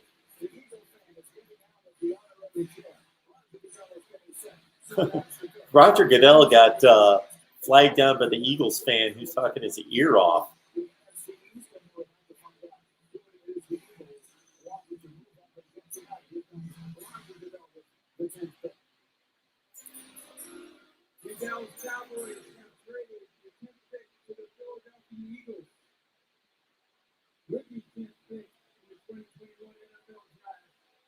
The Philadelphia Eagles select Devontae Smith, wide receiver, Alabama. And Dallas can still take Micah Parsons in 2 picks, most likely.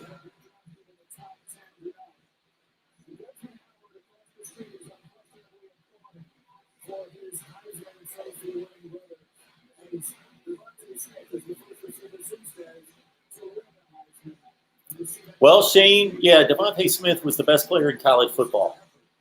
Yeah, I get that. Yeah, he's amazing. But the league is owned by quarterbacks. He is a pretty small dude, as Ace is letting us know. He is a pretty small dude.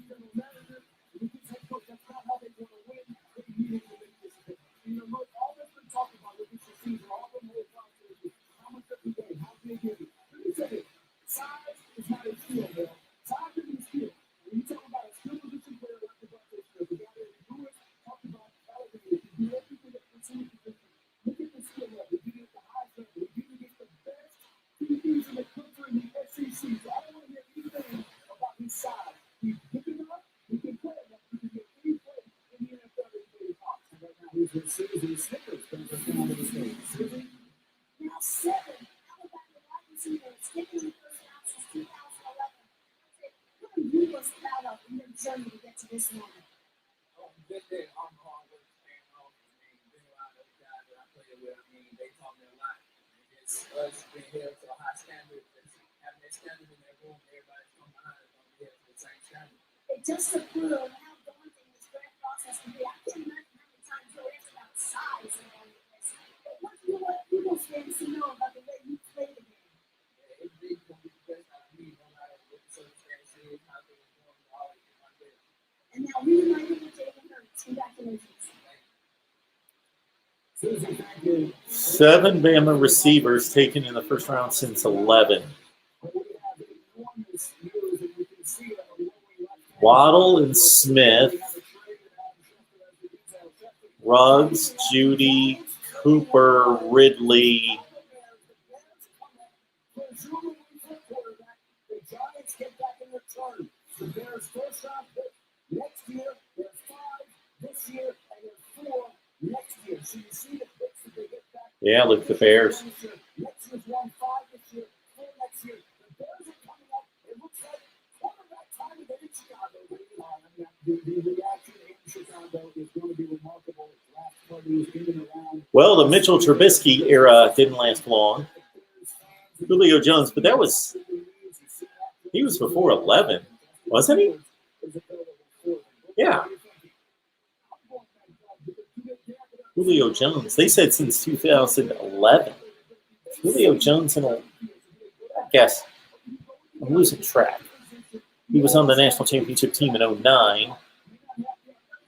Yeah, you would think, David, that this would be the Justin Fields. The Justin Fields living room has cleared out. Everybody's gone. They were all there just a minute ago. They're taking their call somewhere else. Now they're coming back. Now they're coming back. Bring them back in. Talk about going to get a snack. I said Amari Cooper.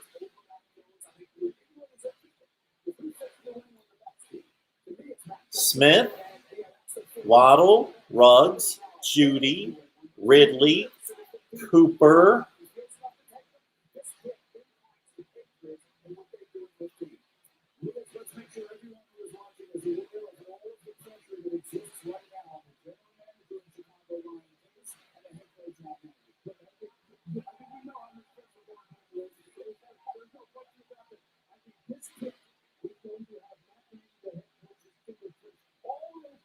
No, the Bears made the playoffs, right? They lost the first round playoff game.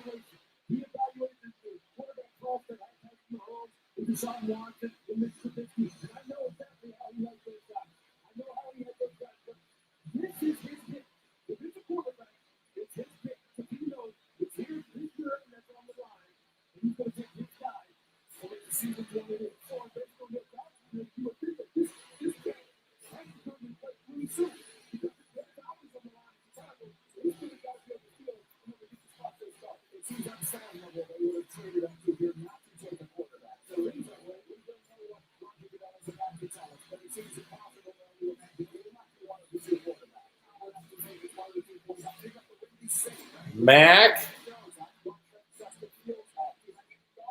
or Fields? I think it's going to be Justin Fields.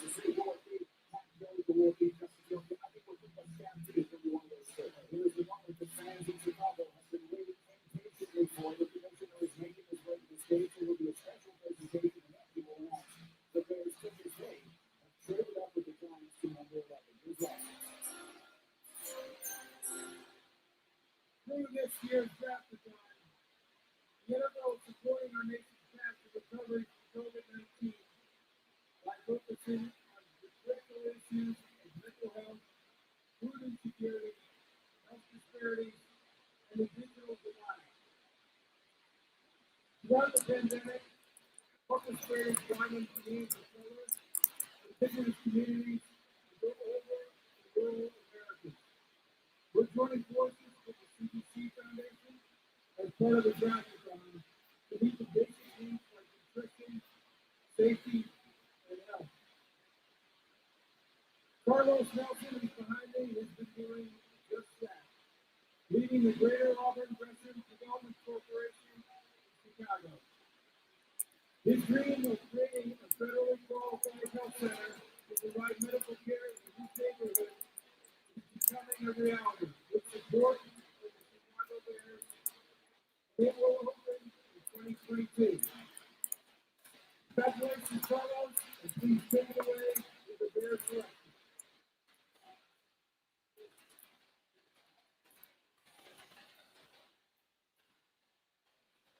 How exciting is this? With the 11th pick in the 2021 NFL Draft, the modern Chicago Bears select Justin Fields. There he is. Justin Fields to the Bears.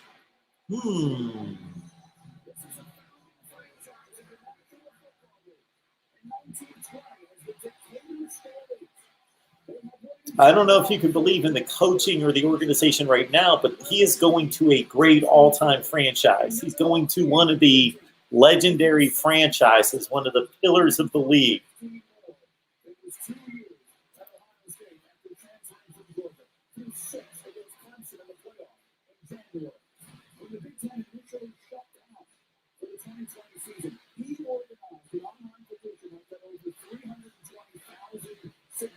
He wanted to play, and he was one of the players who needed it the least for his draft stock. Justin Fields, a superstar potential. He's headed to Chicago where they desperately need him. What he's saying is that they are Justin Fields has that they are. He's got tremendous ability with his legs to beat him. We have number one player along with Trevor Lawrence, 1-1 coming out of high school. Goes to Georgia, and then he leaves at a big time to go over to Ohio State, got all that pressure into his spine. 2019, and people forgot about 2019, how great he was. And then after everybody questioned what he did here against Ohio State, against Clemson, with Ohio State, really fucked out, underdog, handling that Clemson Tiger defense effectively. In that game, he got throwing for 385 yards, 6 touchdowns, and 1 reception. First quarterback with 15 hits and 40 touchdowns, 1 for 10 in the season to that 2019. Hey, it's to speed things up a bit. But you're talking about a kid who did it in 2019 at the elite level, and this year, over a year, with all the interruptions, to that Crystal Lottery that Northwest, he still won that game, still beat Indiana, so he had 2 subpar games in 2 years at Ohio State. Is that enough to push him down this far? I don't think so. The Bears are taking it. And he ripped that throw.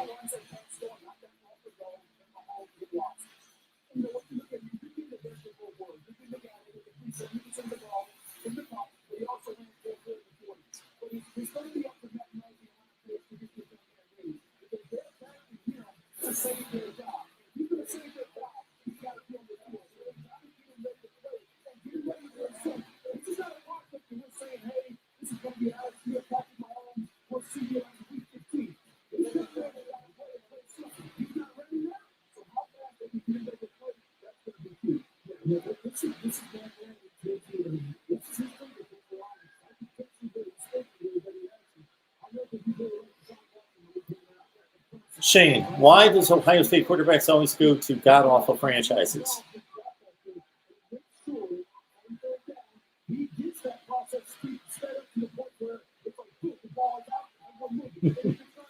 I can't disagree with that recently.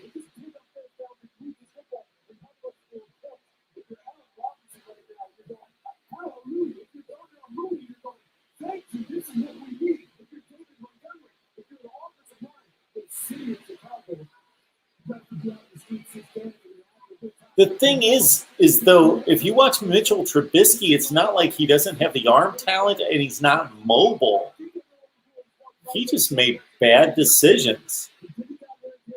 Who was the last Ohio State quarterback drafted? Dwayne Haskins 2 years ago.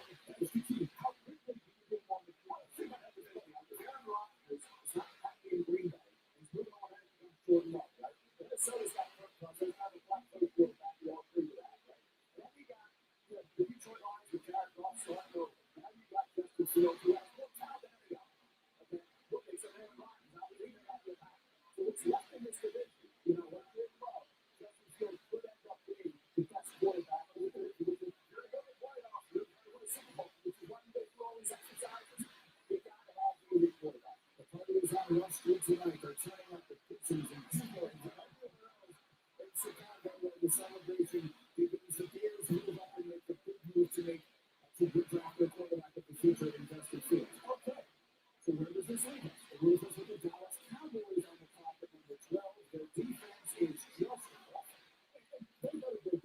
Micah Parsons to Dallas.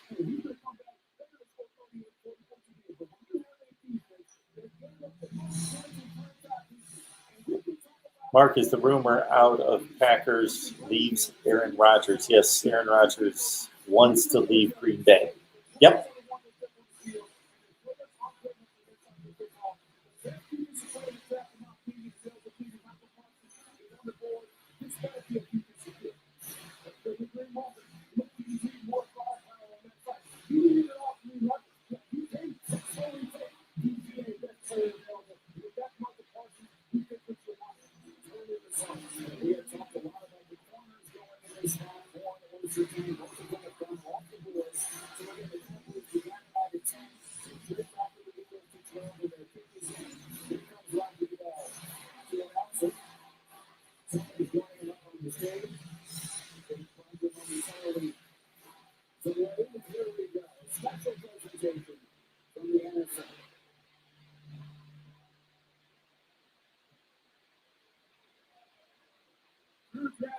We're partnering with Mental Health America to support resources for those that need it. Community Out Design, an Ohio veteran from Dallas, struggled with anxiety and depression after returning from Iraq. She turned her struggle into triumph and is now a licensed social worker and provides mental health counseling. Tanika, we thank you for your service and all you do to continue to help others during these challenging times. Please show us now the Cowboys pick.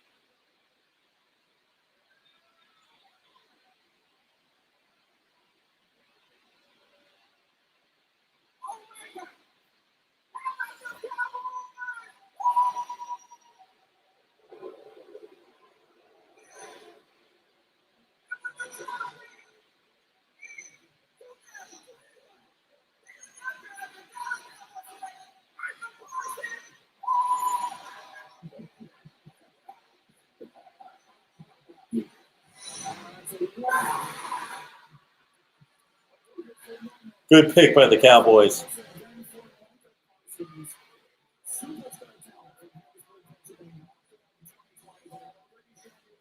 What would Aaron Rodgers be worth in a trade? Oh, my goodness.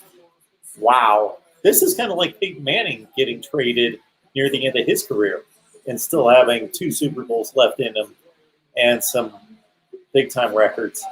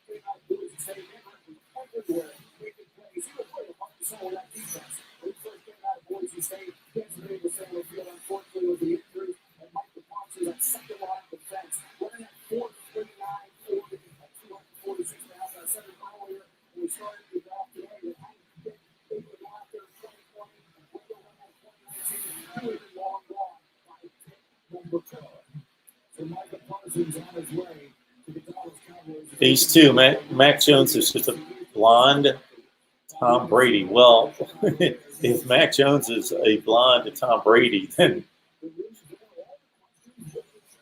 is that all he is? Just that? Tom Brady? Greatest quarterback of all time?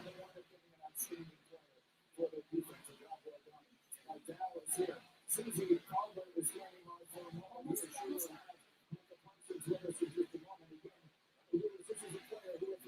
This thing is so incredibly ancient.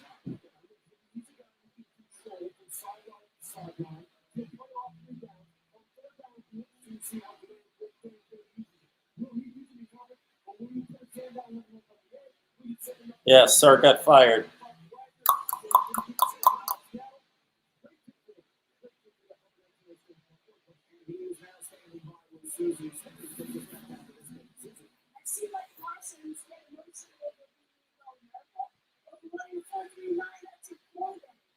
I'll just explain what this moment is like for your parents. This game is so big, like I don't understand, like my parents are Cowboys fan, and all that shit I said I was going to Dallas, like if God's not real, I don't know what it is, like this is so real. It's crazy. This moment is a dream for every kid who loves the NFL out there. So how would you tell them you feel in this moment walking out here and hugging the country? No matter what you go through, any trials and tribulations, Lord knows I can win through it all. Keep the head up high, keep working, keep striving, and believe in God. And everything's going to come true. God's the key. Keep faith. And, just keep going, man. Shout out to the city, man. Harrisburg, PA. I hope all you guys come here one day, man. Thank you, Micah. Thank you, man. Micah points his eyes way to Dallas. The question is, where will Mac Jones go? When our night began, there was a 1% chance he would still be available at 15. There is now a 70% chance he will still be Big Mac.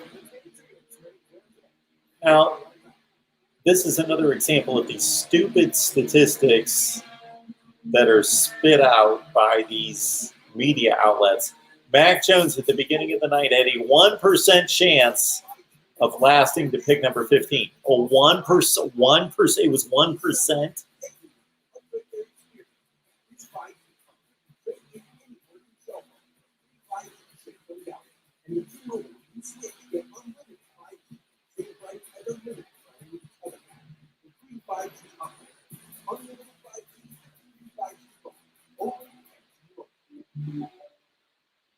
New handcrafted quesadilla at Chipotle. It's a whole new way to deliver chicken, a whole new way to block, and a whole new way to order. Because it's only in the app or online. New quesadilla. It's a whole new way to Chipotle. Only when I remember when my mom had a conversation about grills, you really want to grill. How we all feeling tonight? We're 2 hours into this baby. Pick number 13 coming.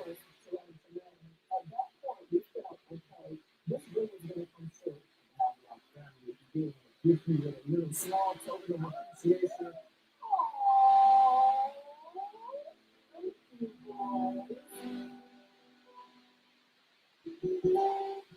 Someday, I'm going to be happy.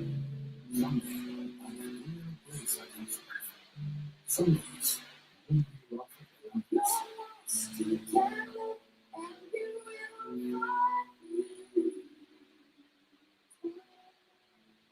Someday, 50 years will go by, and I'll ask you to marry me all over again.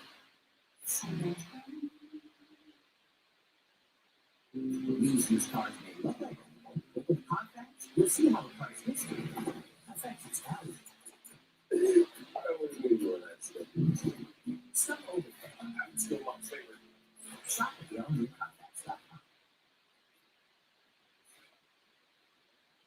Sometimes take it easy. Sometimes make it easy. That's the bar I have, baby. Bama boy. It's a whole new way to deliver chicken, a whole new way to block, and a whole new way to order.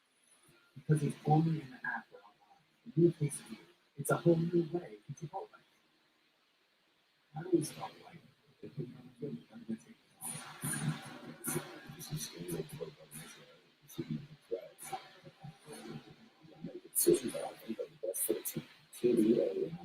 Team. I'm going to talk about this. What's so special about Trump? You talk trash to him. I'm frustrated.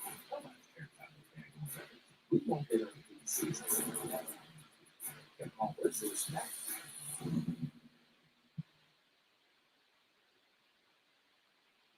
This is the 2021 NFL Draft. Draft. I should do some draft odds. How about that?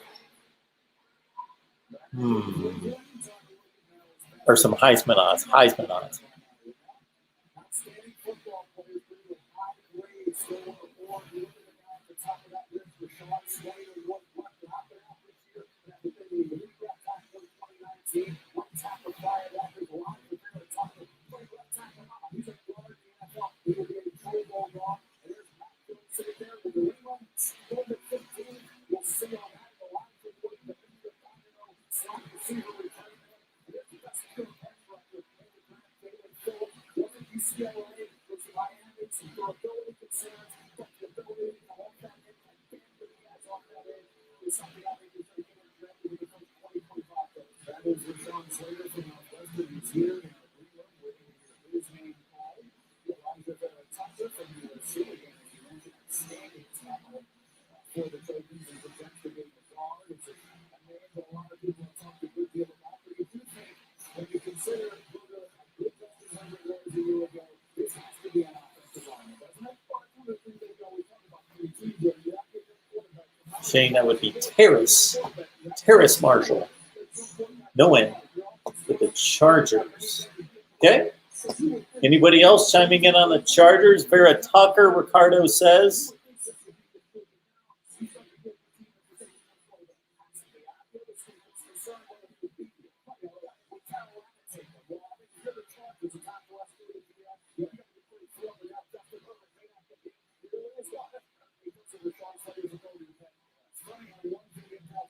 Cincinnati doesn't take Tony Sewell, which means he falls, which means Slater is available here for the Chargers, and that's the direction that they choose to go. As soon as the Giants make it right out to the party, the Chargers are picking at 13 to pick his in, and the commissioner is right. I think it's going to be Vera Tucker.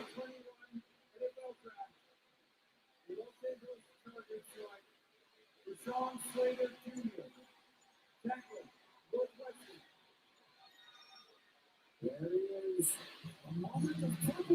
When is the last time that Northwestern had a top 15 pick in the draft?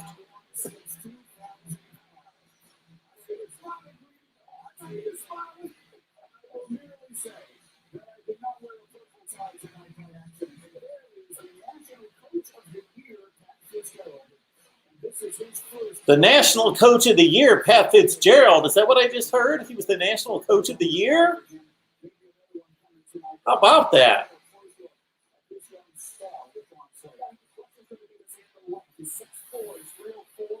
Huh. I know somebody who ranked him the best coach in the Big Ten. National Coach of the Year. Let's look this up. Northwestern draft picks. Here they are playing the Buckeyes. They could barely complete a pass, but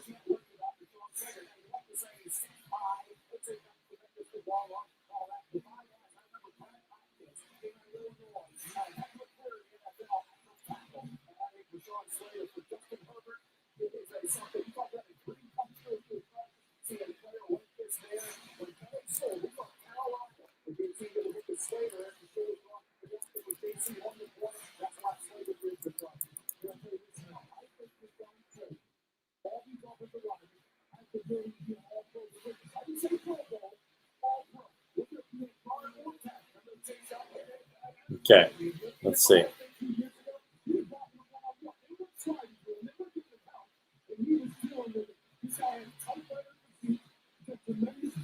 The last Northwestern first rounder was in 2005. Luis Castillo to the Chargers. And he was number 15. So the last time Northwestern had this high of a draft pick was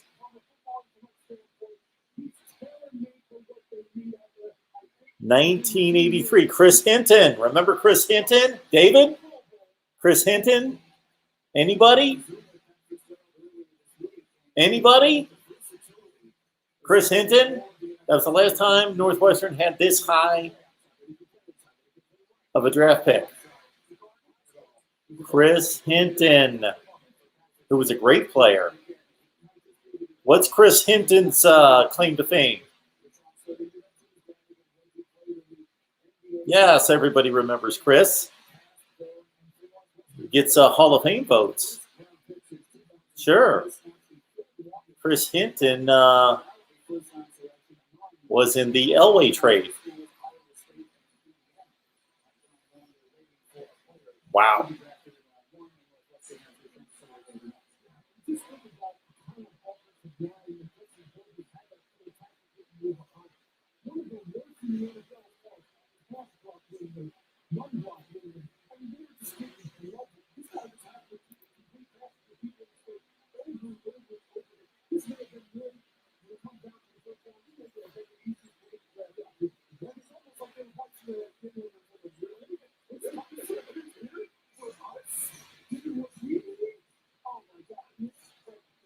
Louis Riddick just said this might have been the easiest pick in the draft. Rashawn Slater at number 15 to the Chargers. It was so obvious that they needed him to protect Justin Gilbert. Did I say Gilbert? Justin Gilbert, who played for Oklahoma State and the Cleveland Browns. Justin Herbert. Yes, he did.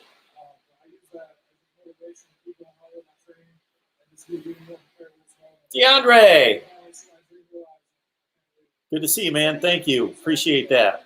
Appreciate that. As you have often said, if everybody would understand, if everybody would understand the vision. All right, who do you think is going to take Matt Jones? Well, what does the rest of the lineup look like here from 14?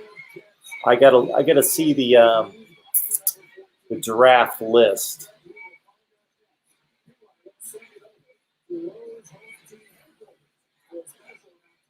What does the rest of the first round look like? And I'll tell you who I think will take Mac Jones. 2021. So I don't know that this is going to be accurate now, but so we're at pick number. Is Minnesota still up? No, the Jets are up. So this is all out of order now. Isn't Mac Jones going to go to New England? He's going to go to New England, right? And if not,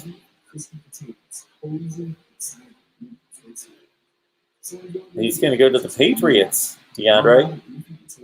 No? That's what Jay Moore and C. Jenkins say.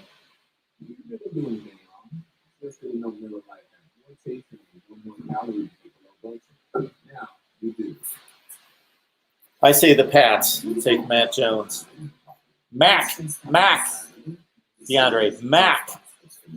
Jones played at Arkansas. He was a first rounder to Jacksonville. And what year was that? Like 07? Remember him? Anybody? Matt Jones, Arkansas, first round pick. Everybody with me? Matt Jones? Okay. Matt T.T. Jones, Arkansas, Jacksonville. I think that was in like a 08. Let's see. Matt.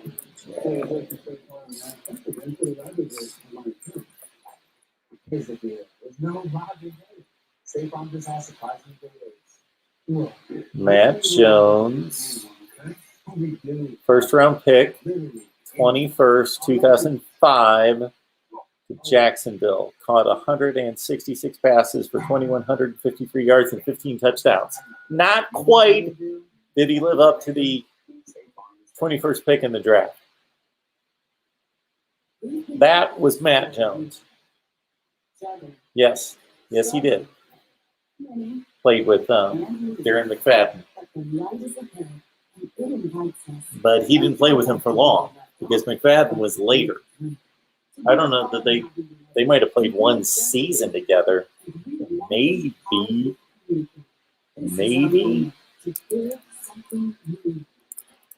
Well, yeah, they might have.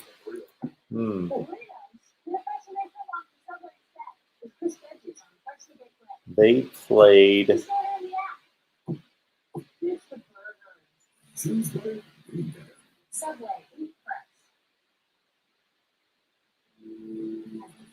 They did not play together. David, they missed each other. Matt Jones got drafted in 2005. McFadden's first season was 2005.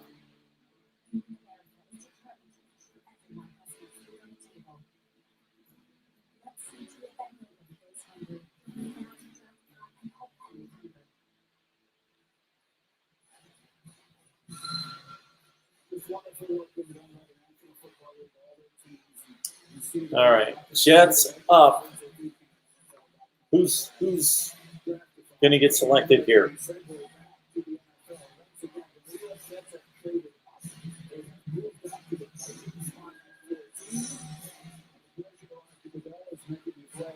Who did the Jets really want that they would trade up for?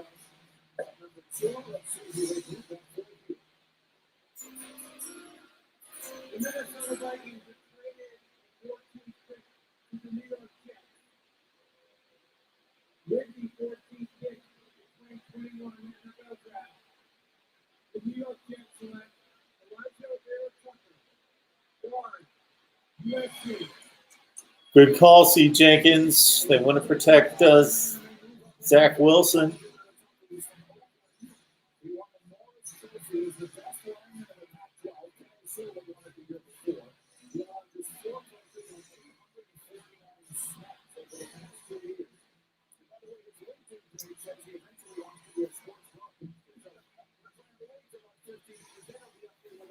Well, definitely Kieran McFadden and Felix Jones played together.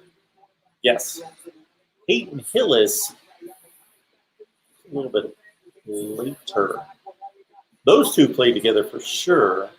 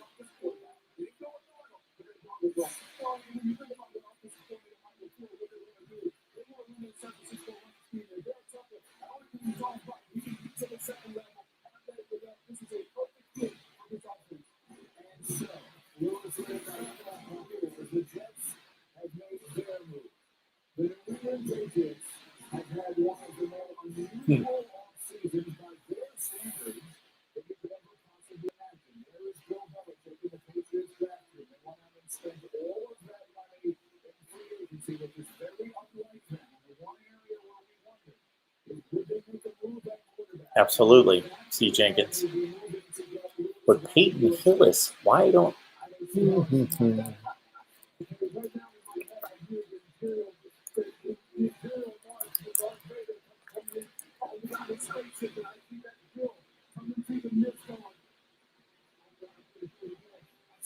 Peyton Hillis went in the 08 draft.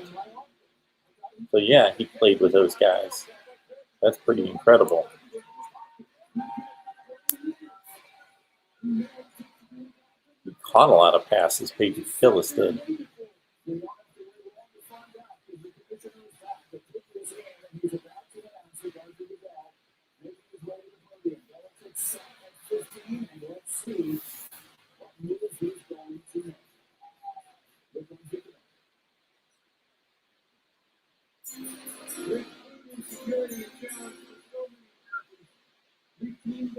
Feeding America. As part of Traffic Line to help fight hunger. John Cox is behind me, a former Marine, saw a need in his community and started providing food to fellow veterans. He and his team have provided more than 5.6 million meals in 10 different states to food events. Yeah, David, Hillis and McFadden and Felix Jones, they all play together, which is pretty incredible that Hillis still got drafted even though he had to play behind two other guys.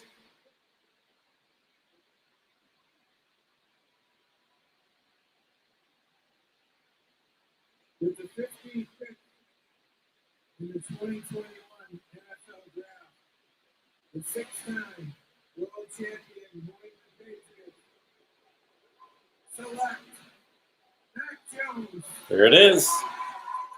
I called one right. Finally. That's because I got a super chat. That motivated me to get that one right. Thanks, DeAndre.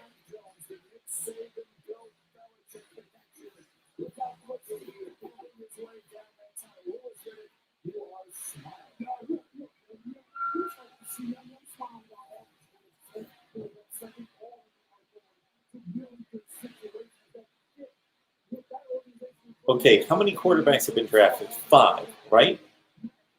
Okay.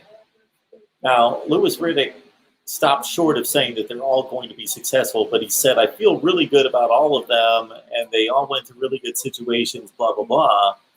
They're not all going to succeed. We know that. That would be historic if all of them succeeded, because that has never happened.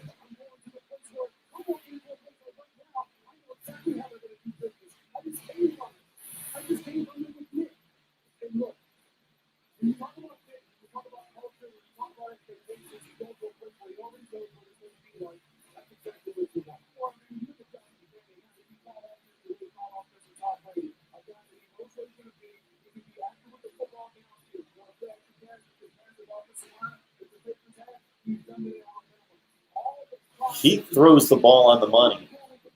I said it before, I think he's the most accurate quarterback in the draft.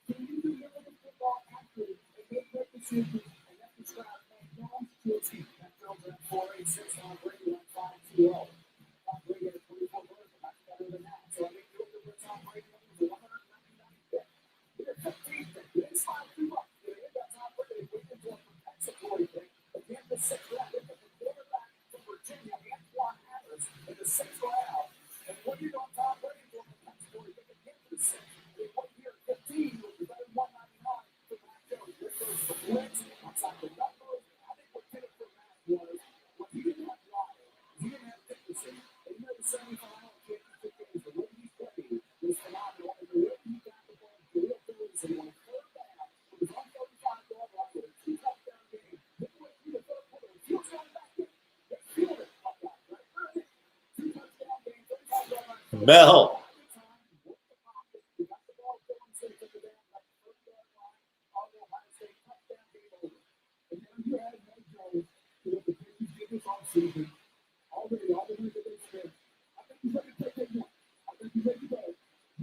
Mel.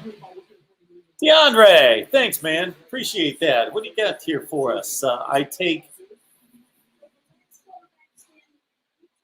5.5, 51, who that will be taking quarterback in first round. Sorry, I don't get that one. I take 51/2, that will be taking quarterback in first round.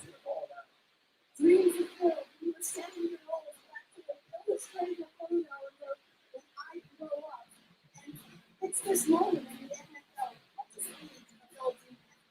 Yeah, it's awesome. I mean, along the way, a lot of people are going to tell you can't do something. You just got to keep pushing. But, you know, we're just getting started. So I'm looking forward to playing in the NFL, and it's going to be awesome. So I'm glad. Thank you. Is the fourth Alabama brother to go off the Thanks, DeAndre.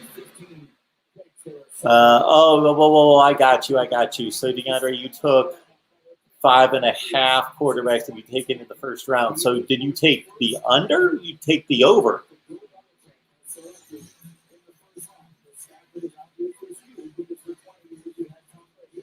Okay, I got you. Well, which one did you take? Did you take the under or that will be taking quarterback? Did you take the over or under? Yeah, Jalen Phillips is out there, huh?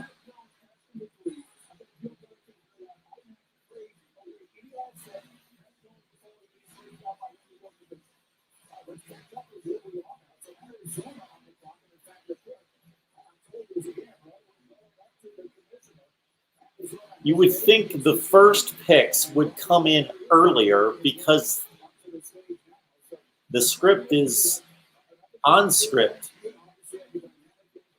And we're going later in the draft and the picks are coming in sooner. There's more variables involved. It doesn't make any sense. Oh, you went over, so you need somebody else to get drafted. Who's that going to be?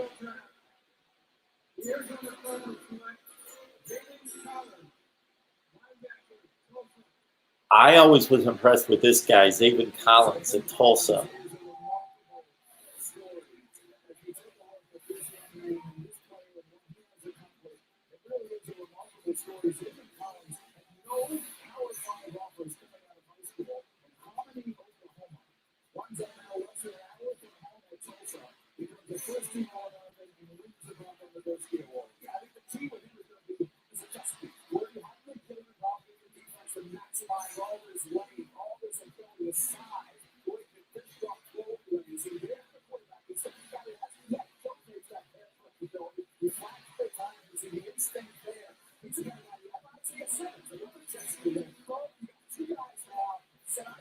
The Raiders are on the clock.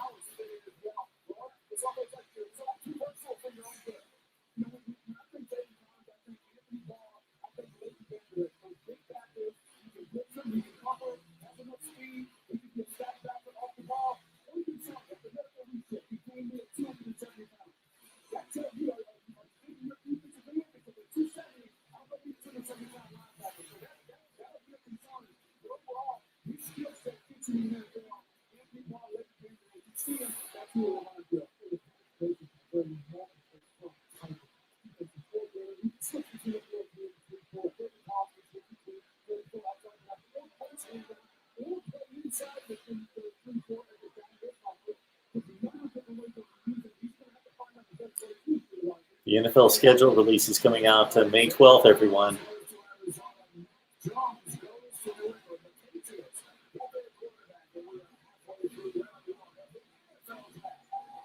Halfway done.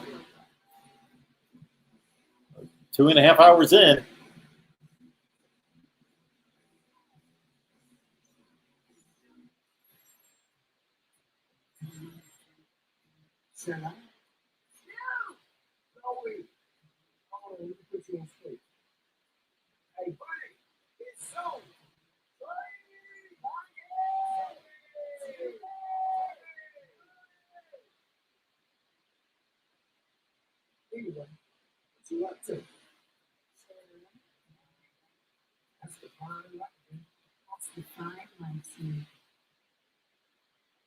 Bama boy, out.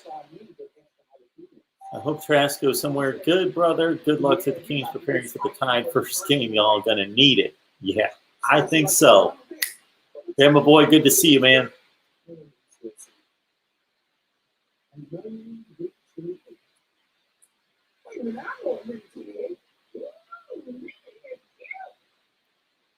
Jobo's here. See Jenkins, excited to see Dak healthy and playing on that new contract. Do you think he'll be the same after the injury? Sure. What up? Stay for the Browns pick? Oh, yeah, we're 2.5 hours into this deal. Man.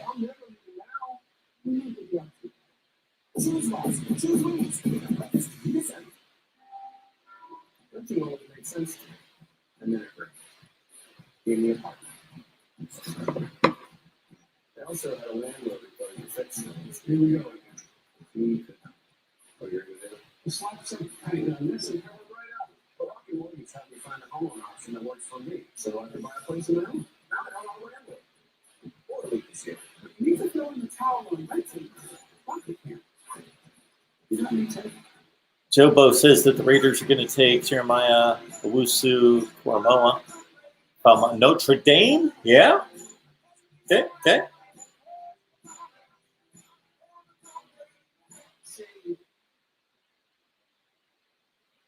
Carl, what have you done? Think anyone will notice? Yes. Yeah. Yeah, they will. Okay. What does it take to ensure that no one is left? All right. Simple, because they lack access to technology. What does it take to bridge the digital divide? It takes commitment. It takes action. It takes investment. The Friends Coalition is dedicated to providing educational grants, access, and technology to those who need it most. What does it take to prepare everyone for the road ahead? It takes me. It takes you. It takes all of us. King City. Well, Waddle's explosive. You know, Jalen Waddle. Can you go wrong there? He's got special top-end speed. So I feel good about it. I know if you want to compare speed, Dante Pettis from Washington has been disappointing, but he was pretty slight. Waddle's pretty sturdy, pretty thick.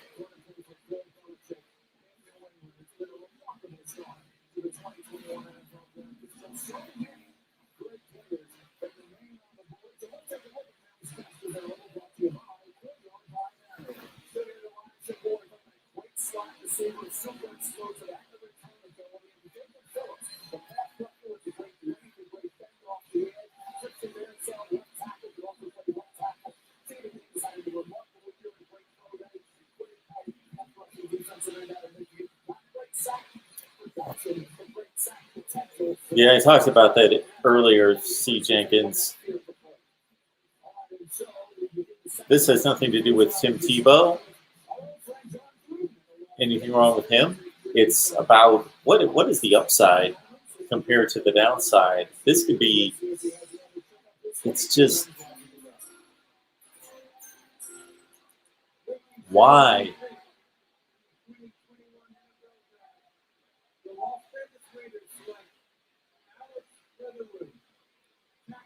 Alabama. It just doesn't seem to be a move that you need to make.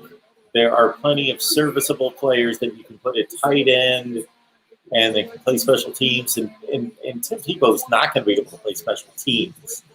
I don't see that. And so for him to play tight end and be able to play it better than other tight ends that could be acquired, and it's just going to be a circus. It's just a distraction. And for Bill Belichick to do something like that would be one thing. But for Urban Meyer, who's trying to establish credibility with his team, with his locker room, it's just a distraction. I know that he would go through a brick wall for Urban, and I'll be rooting that it succeeds. I like Tim Tebow. I think he's a tremendous human being. I don't really understand it as a business move.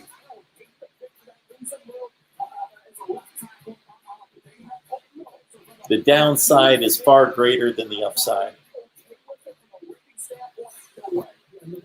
The upside is that the complete upside to this is that Tim Tebow is a serviceable tight end. He's not going to be a star tight end. He's a serviceable tight end, marginal. That's the upside. And that he's a positive influence in the locker room. He's a leader. But your leaders are typically your best players. So he's not necessarily, that's going to put him in a weird position because he's a built, born-in leader, but he's not going to be one of your best players. So he's going to have a good, positive influence on, I'm sure, certain players in that locker room, but overall, there's more downside to it. You get your first season as a head coach in the NFL off to a bad start by messing around and having to manage that circus that could become.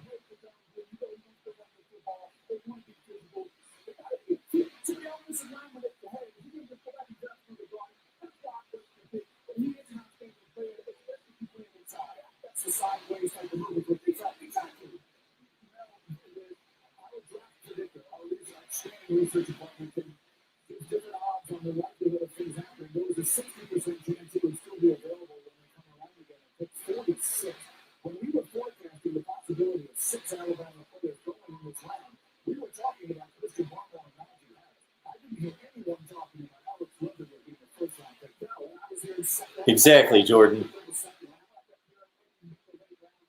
That doesn't mean he's not going to be a good player. That means that he didn't need to be taken in the top 17 in the draft.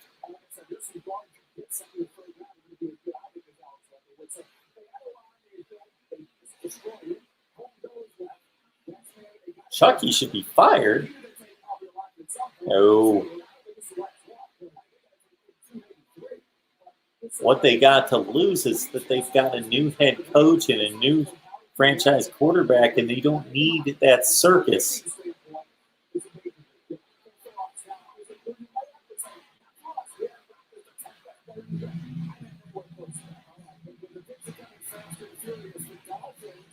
Dolphins have made their pick. Here it comes.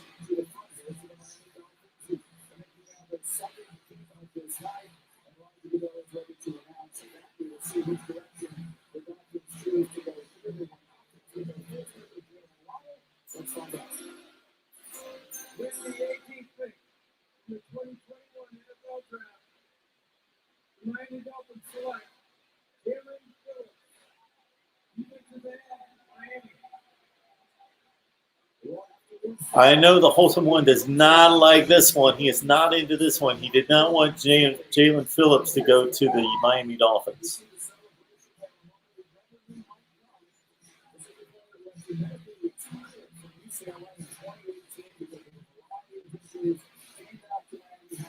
That's our latest sponsor. Check it out, manscaped.com. There's your promo code. You get 20% off. Free shipping, too.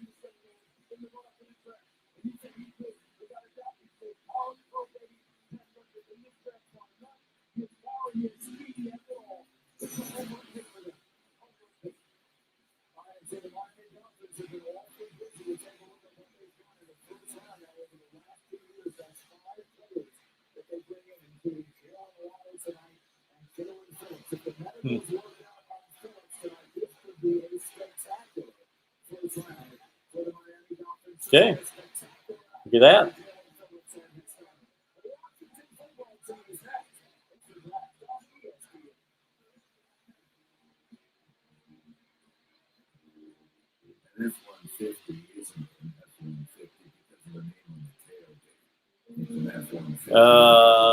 I took the over at Bama, Miami record, most players drafted in the first round. So Miami's got the record right now. Most players drafted in the first round. What is that? 5?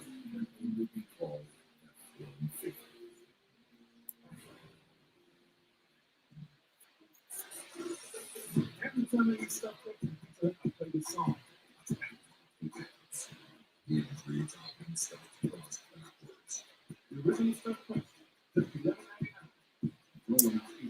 All right. What do you say, boys? We're at pick number 19. And The more insight you have, I think I'm going to get to work. Here. And I'm going to take it easy for a little while, then I'm going to get to work. Tomorrow, we've got an Oklahoma record. Oh!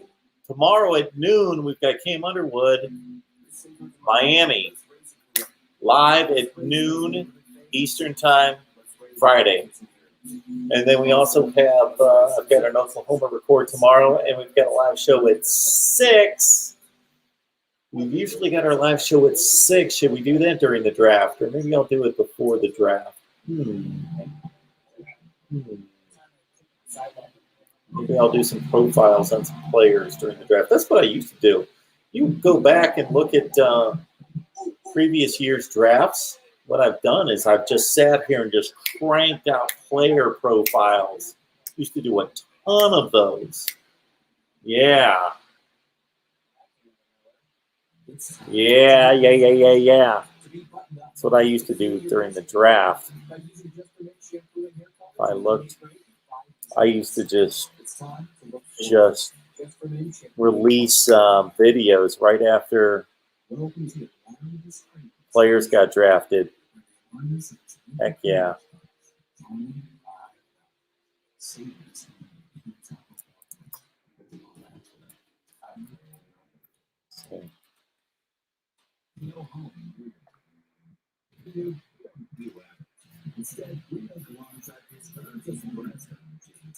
Heck yeah, look at this. I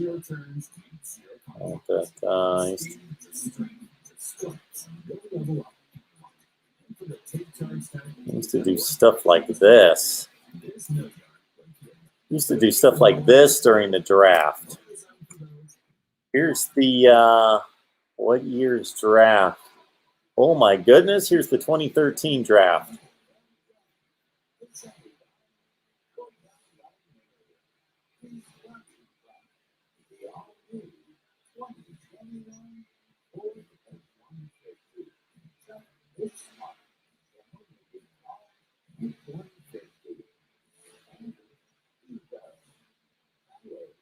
I don't know how many people watch this thing.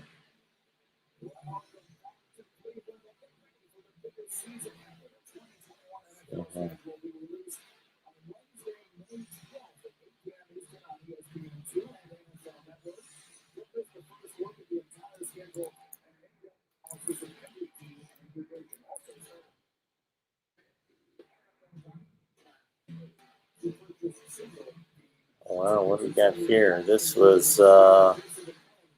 2014. Oh man, look at a young Mark Rogers with the black sports jacket on. Here we go. Jamin Davis. How many of you had Jamin Davis going in the first round to Kentucky? I watch a ton of football. I've got a Kentucky contributor who comes on almost maybe twice a month. And I don't remember Jamin Davis. It usually takes about 100+ picks for me to come across a guy that I've never heard of, but I came across a guy that I do not remember hearing about, Jamin Davis.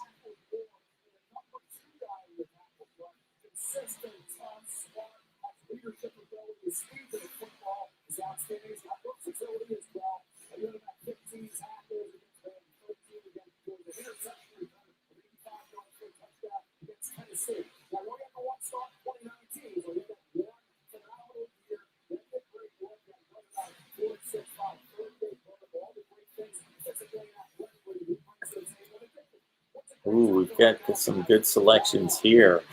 Clinton Dix, Brandon Cook, C.J. Mosley, Ryan Shazier, Odell Beckham Jr.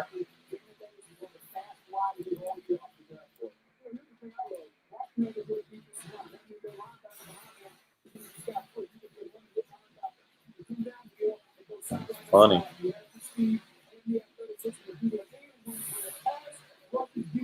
Oh, this is the Clowney draft. Just ripping through them here. We'll do this tomorrow. Linebacker, Falcon. Jamin Davis, linebacker.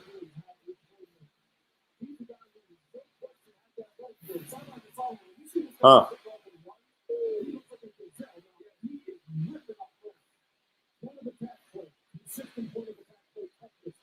My take on Cardell Jones.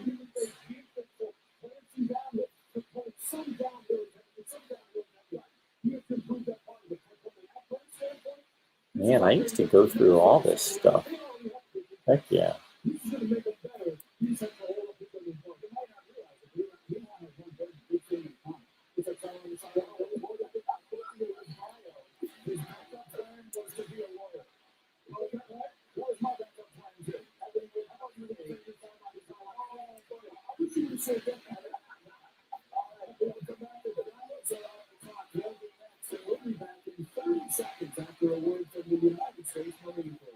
Yes, yes, yes. John Ross, boom or bust.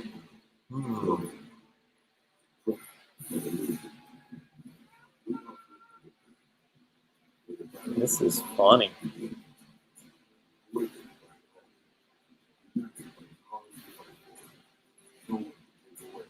Christian McCaffrey.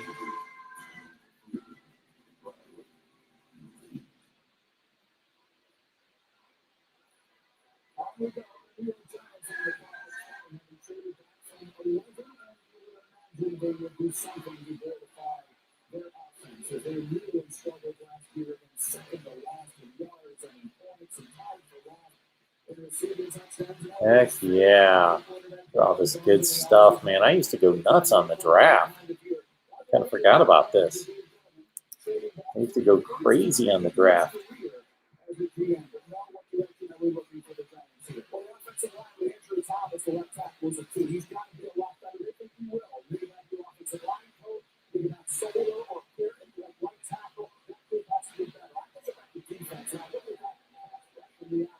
Huh.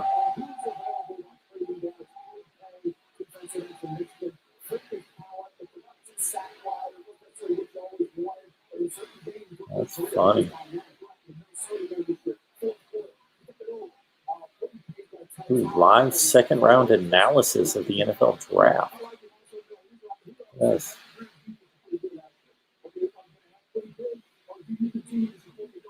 Huh. I have just looked over round 2. Talked about this for 42 minutes. Man, I got nothing to say tonight.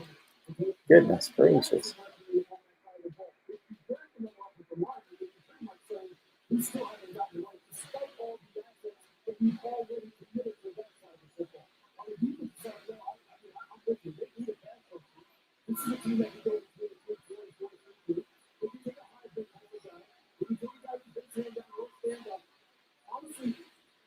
Huh.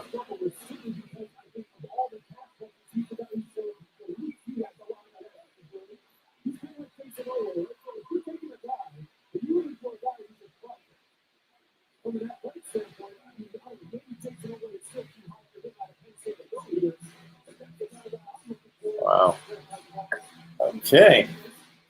Tebow likes the Phillips pick. He is top 10 talent. If he can stay healthy, I think he'll work out. Oh, I do too. If he can stay healthy, yeah. Yep. Hey, Cheryl. The Bears. And CI's Fanatic 21 laying that on Justin Fields already.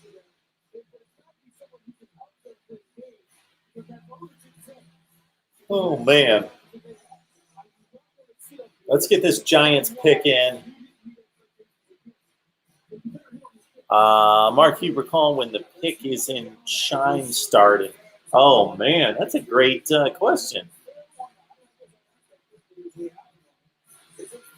I would guess sometime in the 2000s, in the early 2000s, would be my guess. Eddie, feeling good with the Jalen picks. Phillips pick. Giants.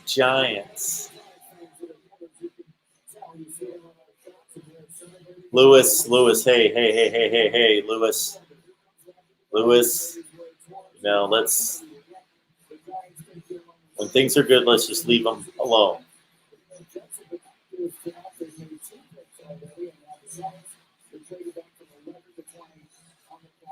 The Giants at 20. Who we going with here?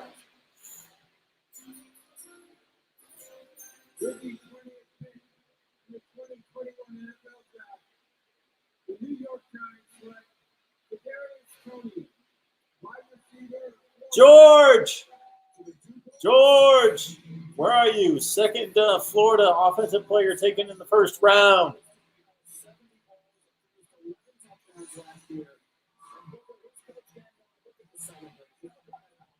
See that.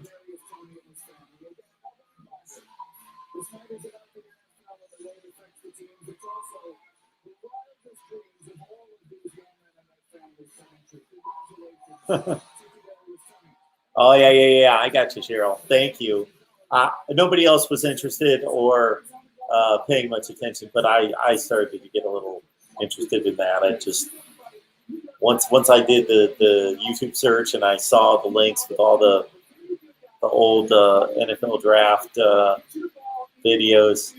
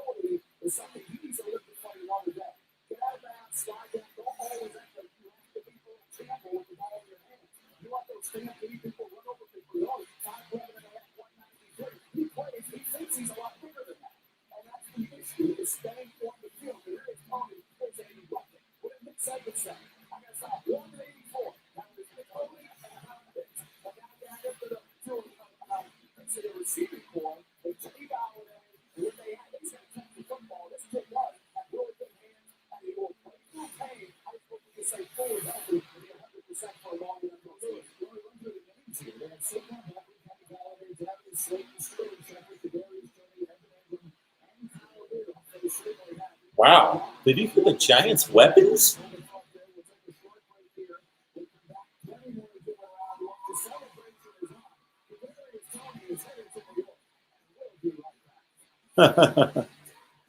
Hang some art on your walls. Also, realtor beige is not a color room should be painted. It's actually a gray. It's actually kind of a silver gray color, Falcon ERX. Yeah, it must be the lighting. It's actually a, it's a silver. It's not beige. Yeah.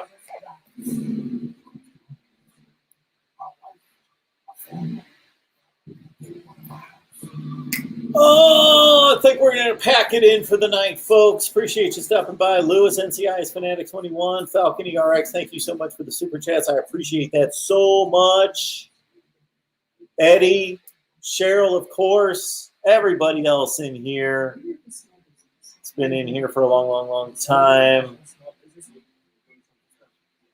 Q Lee, good to see you. Of course, DeAndre, thank you so much for the super chats as well. Appreciate that. Noon Friday, noon tomorrow, Miami Live, and then we'll figure out what we're going to do tomorrow night with the NFL draft, because I usually do a 6 o'clock live on Friday, but maybe we'll do it, I don't know. We'll figure it out. All right? Enjoy the rest of the draft. I'm going to give myself a milkshake and enjoy the rest of the draft. We'll see you tomorrow.